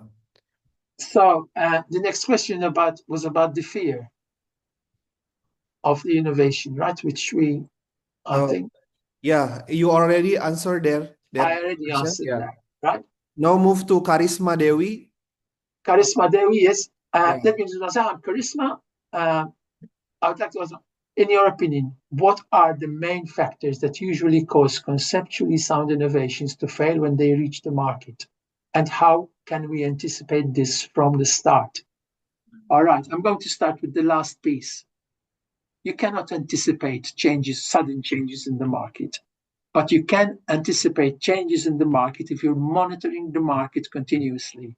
And when you monitor the market continuously, you are also modifying or pivoting, as the technical word goes. You're pivoting the innovation. In other words, you're continuously modifying the innovation, right? So that's a really, really a good question. How can we anticipate this from the start? Once you go on the innovation journey, it doesn't really stop, It never stops. It will continue to evolve and evolve and evolve. That's why a product has a life cycle, that curve, that it goes into decline. Yeah. So when you are at the top of the crest, you reinvent what you've done again in a more modern way and start the S-curve once more. Make sense? Makes sense. Great. Okay. So then there is a question from Ramdan. Ramdan Fujiana from Bandung. Yes. And Ramdan, what tools are used in the input stage of managing innovation? And how do these tools support the innovation process? The tools of at the input stage. The input stage is composed generally of a lot of ideas, right? It's people making a lot of ideas. And I'm sure you have seen all that exercise where we get all these post-it notes. Post-its, for brainstorming. And then we start synthesizing, analyzing, and grouping things together and creating themes. And then we choose the most promising themes and we delve deeper into those promising themes. These are the initial tools of innovation. Another tool of innovation is observation. For example, a simple thing is like you see a long queue of people waiting for something, right? And you say, what are they waiting for? Why does it have to take so long? What is the process, right? So we're seeing a problem. And we're analyzing the problem to try and see whether we can do something to change the outcome of that problem, right? So once upon a time, in universities, before we had computers and all that, it used to take a long time to send the results out, right, to students. Students can't wait that long. They need to have answers quickly. So we have to automate our workings, right, and innovate how we do things so that we can meet the expectation of whoever is waiting on something. Makes sense? Great. Okay. Well, there's a lot of questions from all of the students around Indonesia. I think a lot of students is very interested in these topics. You know what? I will come there and we'll have a whole day and we can talk all day. Yeah. Okay, right. There's a question from Alifa, right, from Bandung. And Alifa is asking me, the question is, how can we redesign economic incentives so that sustainability becomes the default profitable choice, not the compliance burden? Thank you. Very interesting. I think we need to be putting these questions as well to the owners of enterprises, right? Because there is such a concept that innovation needs to be rewarded. not just acknowledged. Innovation is usually something that does not necessarily happen in the course of your work, but outside your work, right?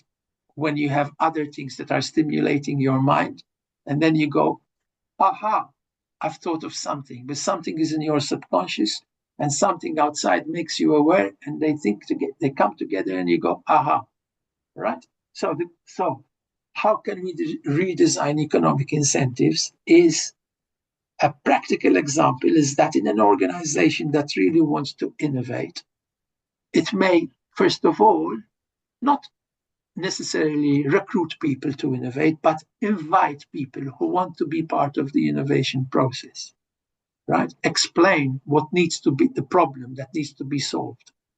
And there's a group of people that want to do it together, from multifunctional, from different places, and establish a reward system for that innovation if implemented successfully. But this is part of the organizational culture. Does the organization encourage innovation? Is the organization a risk taker to a certain extent, right? Is the organization working okay if it doesn't innovate? It may be working now, it will not work in the future if it doesn't innovate. But innovation must be rewarded one way or the other. It must be rewarded. And it's a cultural thing. It's a cultural thing. Okay. I'll go to the question from Ernest. Is that right? Yeah, Ernest Reynaldo. Yeah. Okay. So Ernest is, how can Indonesia build an effective ecosystem connecting basic research with marketable technology applications? Well, I think a good question, but I think what the university is doing by immersing this kind of education in its system is encouraging people to learn and adopt different ways of doing things, right? It doesn't happen overnight. It takes time to create a critical mass of something, right? But I am sure, and I am familiar with what APEC kind of does, but I'm not really engaged with how it happens in Indonesia. But this is the kind of pilot programs that universities can take on, as projects themselves, as we do sometimes, right? When, for example, here, I sometimes work with different organizations that come to the university because they want to establish something. And we look at the fundamentals of what needs to be done and advise. And in this way, it's like there is this communication between the university and government. Right? Yeah. So the other part, what steps should Indonesia take to strengthen collaboration between research industry and end users in developing innovative products? So, yeah, Dr. Antoine, in Indonesia, there is like a partial. So every institution wants to create their own kind of research and their kind of initiative. So that's the condition in Indonesia. Right, but to become an ecosystem is the collection of these people, the collection of these institutions that make up an ecosystem, and how the government is encouraging them, and how universities participate in this. If you look at the third slide I've put on, and insert in those spaces these kind of organizations or institutions, you can start making a picture up of Indonesia and what it looks like and map out the ecosystem. But I've shown it quite clearly, I think, in some detail on the second or third slide that I used.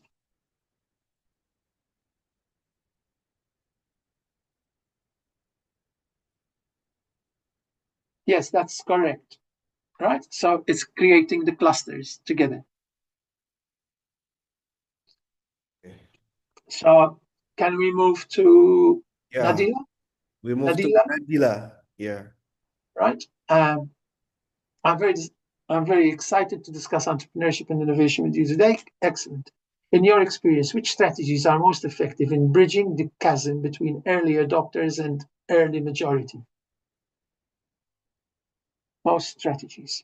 The strategies, I think there was a similar question to this, right? The strategies happen at the start. It is this continuous communication with the end user, right?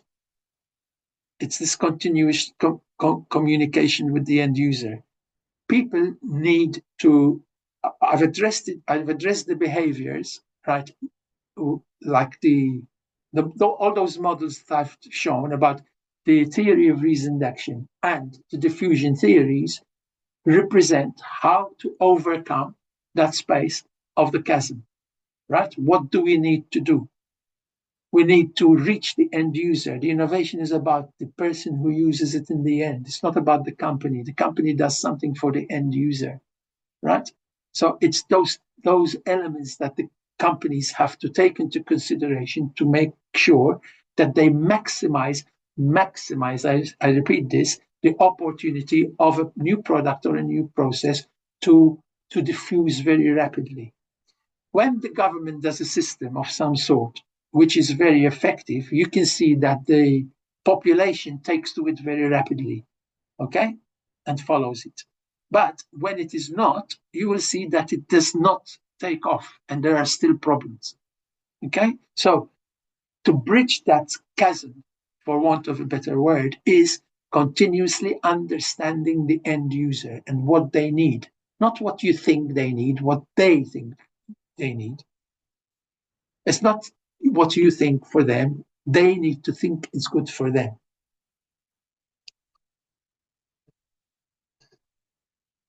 So I'd like to move to the next one, but you'll have to translate it because I don't know.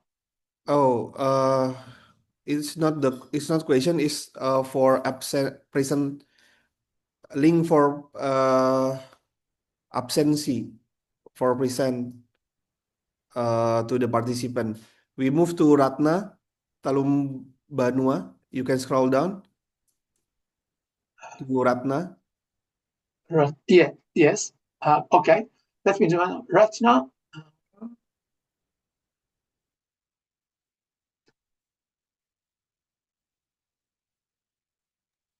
Yeah. Okay. The shortest answer to Ratna's question, are there specific elements in sustainable innovation that make its adoption easier or more difficult than other general technological innovations? The question is no. Innovation is a process that depends on the end user all the time. It is not okay, let me try and explain this like in simple words. When there is a new product on the market and whoever is making the product is trying to get people to adopt it, right? The kind of deals that you find to purchase the product are usually discount deals. You get a special price, right? So because it's a cheaper price, I'm trying to encourage you to use it. Then when you use it, you will know its value. And when you've used it enough, then I can put the price up. Okay? Let me give you a very good example of this. All right? We all use Adobe, right? All of us use Adobe PDF. And Adobe launched this product many years ago and tried to get people to buy it, right? Right. But people did not want to buy it. Why do they need to buy it? Because they had Microsoft Word to use. Why do they need Adobe PDF, right? So what happened? Adobe decided to give away the product for free, right? And when it was for free, everybody was using it. Right? Yeah. So the companies were using this Adobe, all right? Because the consumer, the end user, did not have to pay. But when Adobe became permeated the world, all right? So Yeah. much that everybody got used to it and couldn't live without it. What happened? They started to charge a fee, a membership, right? Because you got used to using Adobe, you cannot live without it now. It's part of your life.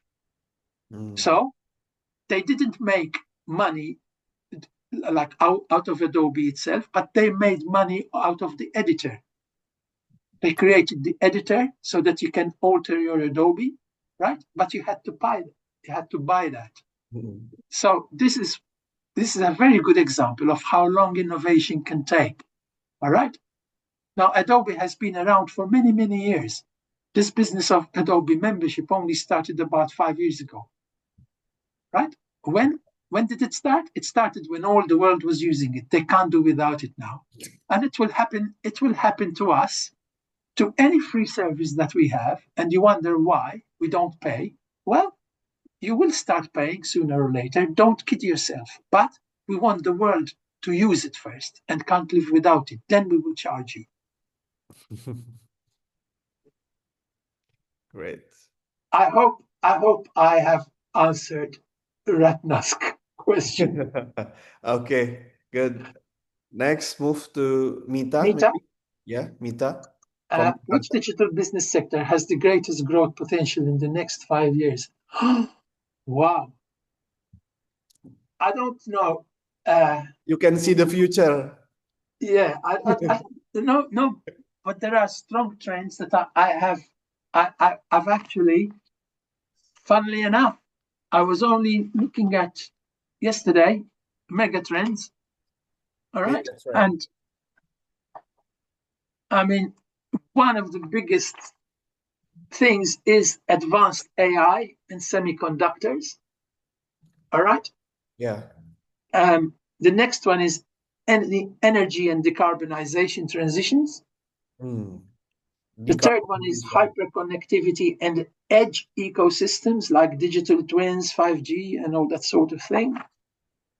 So these are megatrends that I've pulled out. There's also workforce and human-machine symbiosis, platform organizations, supply chain resilience, circular economy, and ESG embedded business models. So there are quite a few, but those that probably I work most with are like things like biotech and health, cyber risk, and digital commerce. So that's what it is, Mita. The top three are advanced AI and semiconductors, energy and decarbonization transitions, and hyperconnectivity. And ecosystems, edge ecosystems, which is what we're talking about today. We need to develop ecosystems. Ecosystem. Okay, great. Then, what is the role of blockchain technology or AI in creating new entrepreneurial opportunities in Indonesia? Indonesia. I think it is the application of the technology, not the technology itself. It's the application of the technology, right? And that is like, how do we get people to adopt AI into their system and blockchain into their systems, right? And this is where organizational culture plays a very important role. Okay. Yeah. The next question is from Aryuda. From Aryuda already answered. Okay. Yeah. And Charisma we have as well. Yeah. And Witri. Yeah, Charisma and Charisma already answered. We go to Witri. I want to ask about how we can measure the long-term impact of this e-lecturing on the development of an entrepreneurial mindset and innovation among students. Okay, interesting. It's very evident from research that is done all the time that we are looking at a direction for future, like for society and everything, that is very much driven by AI and all the things that are happening around AI today, right? Now, when we talk about the long-term impact of this e-lecturing, first of all, I would not just use e-lecturing. I will use all forms of education in this space, right? It is not just the e-lecturing that does it. The e-lecturing is very important, very important. Sorry, lecturing in universities, whether it's e or face-to-face, is very important because that is what forms the future population, okay? But similarly, it is the adoption and of this by the companies that are running enterprises, right? So the and tangible measures may include, for instance, how many people have enrolled in this, right? Today, if you had to do it again in 6 months' time, how many students would enroll in this, right? Yeah. I mean, in some of our courses, face-to-face that we've started, I mean, they've started at 20 students, 30 students. Today, those courses are running, like after 6 years, 7 years, they're running at 130, right? Mhm. So, Okay. We move to Gilang Pratama question. Ilan, okay. How can small digital businesses effectively leverage the power of AI machine learning without a large budget?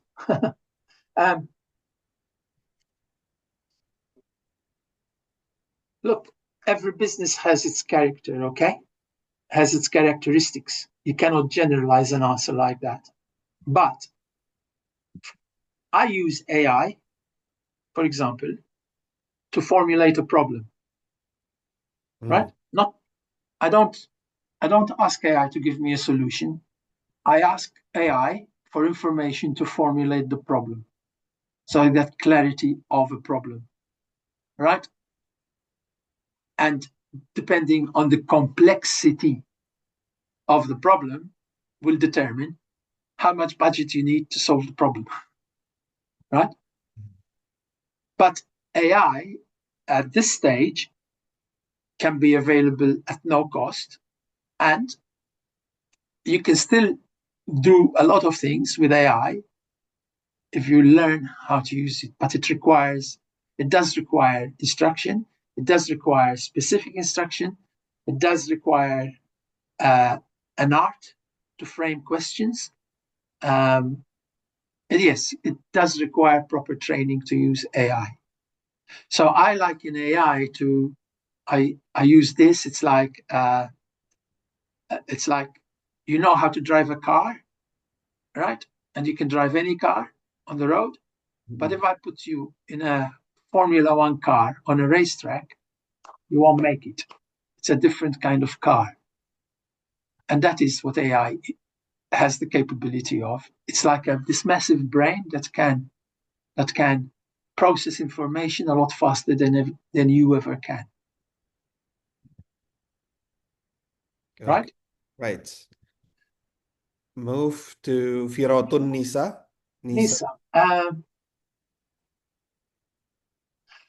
may I ask how to build strategic relationships with actors such as scientists, technologists, distributors, and users?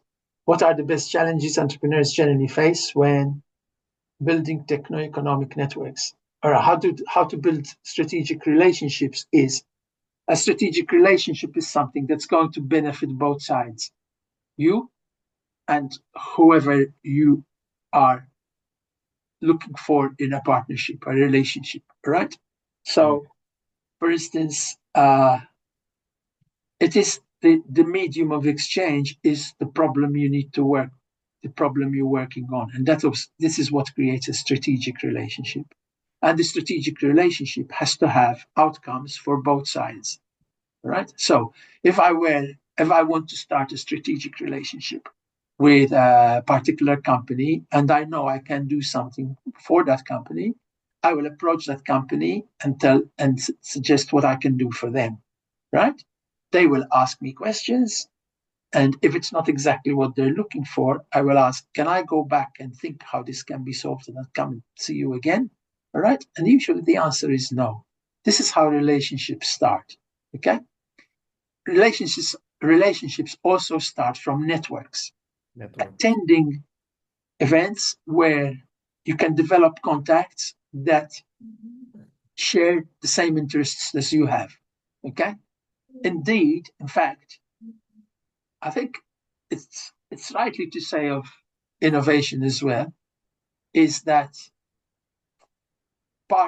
a large part of the success is the networks that you belong to. The more networks you belong to, the more success you will have with your efforts. Why? Because you have a lot of people diffusing it. Okay? Yeah. All right. All right, good. So there is another question from Charisma. Oh, Charisma is saying thank Oh, you no. for your No, thank you. Thank you very much, Charisma. I appreciate that. Then Gilang, we offered Gilang. Yeah, No, Gilang asking another question. Another question. In today's market, what is the most significant competitive advantage for a business adopting direct-to-consumer model? Competitive advantage. I think the largest competitive advantage would have to be the price, because you are removing the retailer. Okay, and usually direct-to-consumer model is because communication has improved, like internet and what have you. Logistics have improved dramatically. All right, and price is another very valid reason. Okay, these are the competitive advantages. Okay, great. Yeah. Fabrianti. Okay. So thank you for the opportunity. Thank you very much, Fabrianti. How important is the collaboration between universities, industry, and the government in creating sustainable impact through innovation? It's indispensable. That is my answer in just 3 words. It is indispensable, right? The collaboration between universities and industry and the government in creating sustainable impact through innovation is indispensable. Indeed, even in a country like Australia, this has taken quite some time to kind of reach the stage that it has, but it is. The government in Western Australia is completely behind innovation. The grants that are offered for innovation, the rewards that are offered for innovation, the facilities that are being brought about together for innovation. We have an event once a year in the first week of December called West Tech Fest.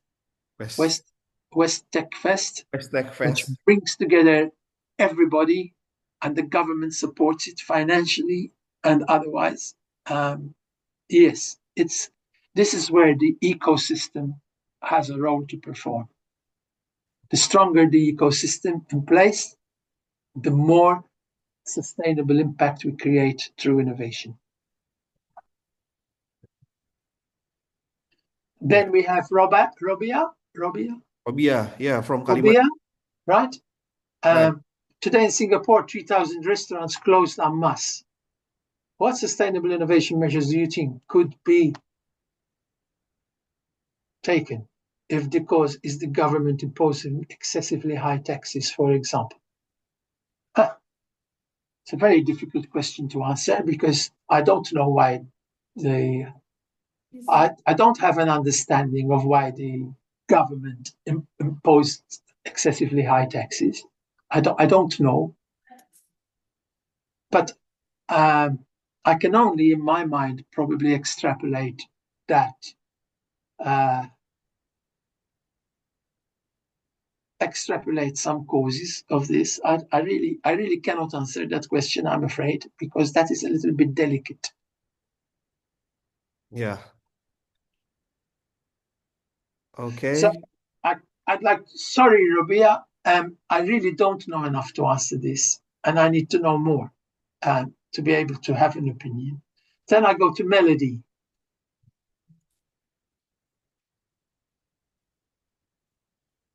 Oh, interesting question. Excuse me, sir, I apologize for going off top. I would like to ask whether University Terbuka plans to establish a collaboration with the University of Western Australia, such as student exchange programs or scholarships for students who come from low-income backgrounds but have strong motivation to pursue overseas scholarships or exchange opportunities. Is that something that might be possible? And my answer is yes, it is possible. But I cannot make it happen myself. Yeah. If that is okay. But it is possible. Yes, very much so. We have had, I don't know, we have had numerous students from Indonesia. We have numerous students from Indonesia now studying higher degrees here, right? Whether it is master's or doctoral research. So yes, it's all possible. Okay. Gilang is back again. Looking at emerging tech, what new digital platform do you predict will be the next biggest channel for customer acquisition after social media? I don't know. I don't know, but platforms are evolving all the time, and the purpose of a platform is to bring like-minded people together, nothing else, right? So but I cannot really say, which I don't know. Then we have Lafi. Yeah, maybe this is the last question, Dr. Okay. Yeah, because the limitation of the time. Yeah, Okay. you can answer the question from Lafi. My question is, if we have to adapt to bring innovations for the sake of changing needs of the customers, what about the product that stays? What about the product that stays, like Nivea with their petroleum jelly is bringing product to petroleum to the customer to match by their needs, enough by own wide the variations. What else shall the company does to attract more? That bouts the product, but bouts the market. We all know we have these platforms online and the new age technology to marketing, but the argument that you said earlier, which we need to innovate more to match the needs that, okay, all right. When a product stays in the market, right, and people still are consuming that product, it must be that the product has first no competition, right? No other product can deliver what the product delivers, all right? And the forecasts are this product can be used, right? And those are few and far between, okay? Few and far between. But one thing that will happen is sooner or later, there might be a product that competes with Nivea, but what you've just said is something of a classic example, because the biggest part of the value in Nivea is the brand. Over the time, the brand value has become more profitable than the product itself. So the value of the company lies in the value of the brand, not in how much it sells. Right? This is what we call brand value.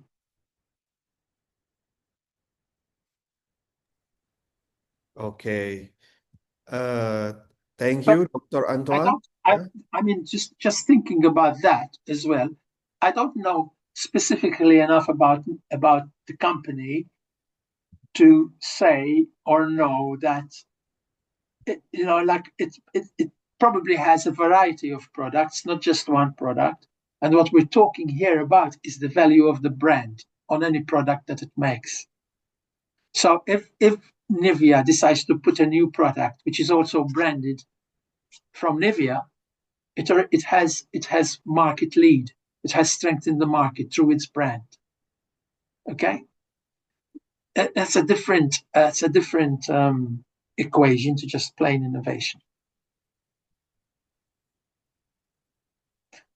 Okay. Okay. Thank you once again to Dr. Antoine for your presentations and for the discussion Q&A sessions, and to all participants for your active engagement. We will contact 5 participants that give best question later. And as a token of appreciation, we would now like to present a digital certificate of appreciation to our speaker.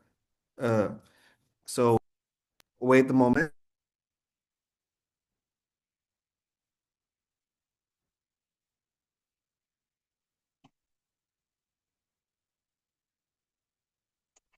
Can I say something in the meantime? I would like to, from my heart, thank everybody who has been here today. I've really enjoyed it. I have also I like the questions that were asked, and I'm sure that if there is one day there will be the opportunity for me to be present and have a long discussion about this, even a series of discussions, it will be very enjoyable and exciting. My goodness, I thank you all for all the thank yous that are appearing on stage, on screen. And I likewise express my heartfelt appreciation of what you're doing. So the pleasure is mine as well. Yeah. So we show you the certificates. Thank you so much. Yeah, the certificates is signed by our Dean of the Faculty of Economic and Business, Universitas Terbuka. And on behalf of Universitas Terbuka and all participants, we truly appreciate your time, expertise, and meaningful contribution to today's session. Thank you again, and we look forward to future collaboration and continued learning opportunities. Thank you. Thank you so much. Thank you from my heart. Yeah, thank you so much, Dr. Antoine. See you next year, yeah, at its best. Okay, I'm looking forward to that already. Yeah, we will meet again at UT, Universitas Terbuka. And we'll develop a few new things. And maybe if you would like, Adam, if anybody has a question and would like to send me an email, they're more than welcome. Okay. Yeah. For all my email is on the slide. Okay. On the slide.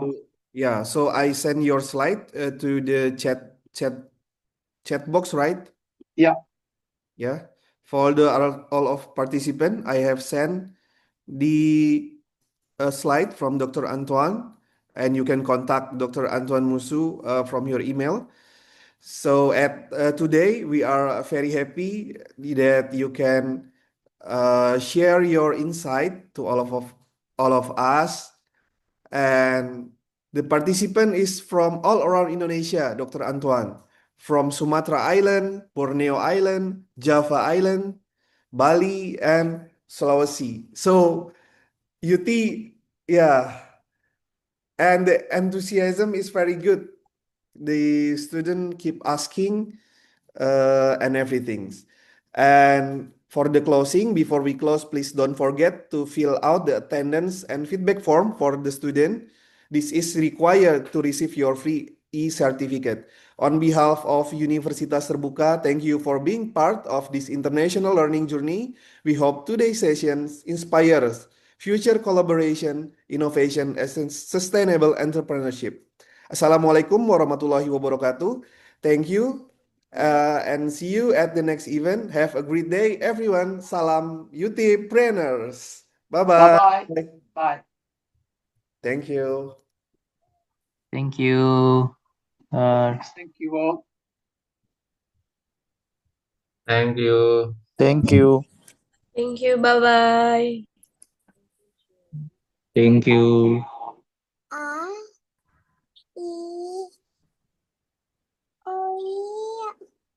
Thank you, sir. Thank you so much. Thank you so much, Dr. Antoine. Thank you very much. I have really I've enjoyed it a lot. I really have enjoyed it. Thank you so much. Thank Bye-bye. you. Bye-bye. Thank you so much. Thank Thank you, thank you, thank you. Thank Thank you, Mr. Thank you. Yeah, the students is come from all around Indonesia, Dr. Antoine. I can see that. I can see there are so many messages of thank yous. Oh, I love being with students. I always keep saying how intelligent students are today. And it's what gives me most encouragement.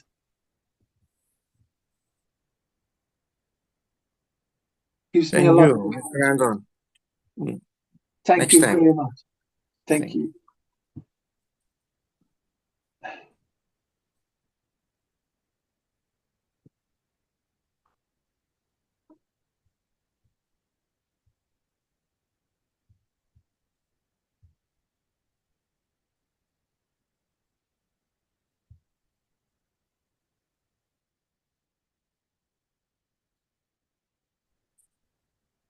So beside from yeah. Oh yeah. Yeah, our student is beside from around Indonesia, Dr. Antoine. There is Yeah, students working abroad. Yeah, like Indonesian people that working in another country, they can still learn and study at excellent, Universitas Terbuka. excellent, excellent. Yeah, Yeah. I'm just thinking of other things that can be done, yeah. like online workshops or something like that, Yeah. That's where they actually get to do something Yeah. that needs some thought. Most of my work is face to face. I work with scientists quite a lot here. Yeah. So yeah, most of my work is face to face, but I'm very passionate about how many good things are happening through this.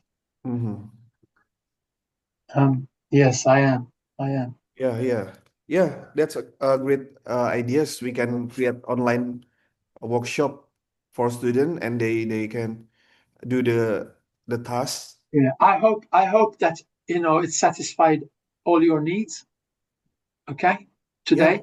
Yeah. And if there's anything that we would need to do, please tell me. I think I might have to do something about the connectivity of things here.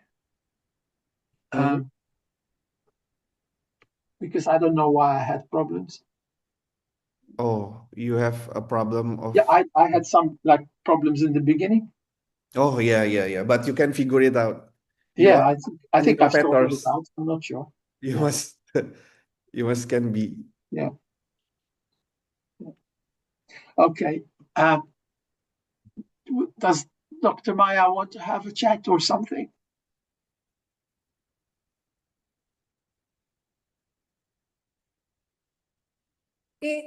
Thank you very much, Dr. Antoine, for the collaboration. It's good. And thank you too. The team And is very yeah, interesting. Thank you and very much. See I'm you looking in forward. this I'm looking forward to some development. innovation and future Maybe we meet again in the next session. Okay. Yeah, I hope like something comes out of the of your expression of interest. Be healthy. Yes. Yeah. Okay. So until we meet again, have a nice weekend. Hmm? Yeah, have a nice weekend.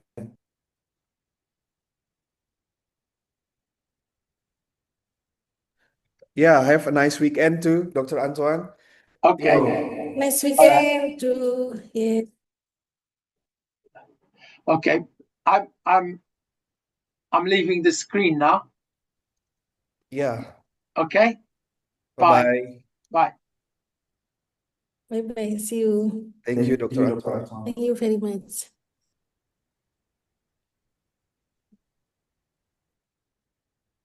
Okay.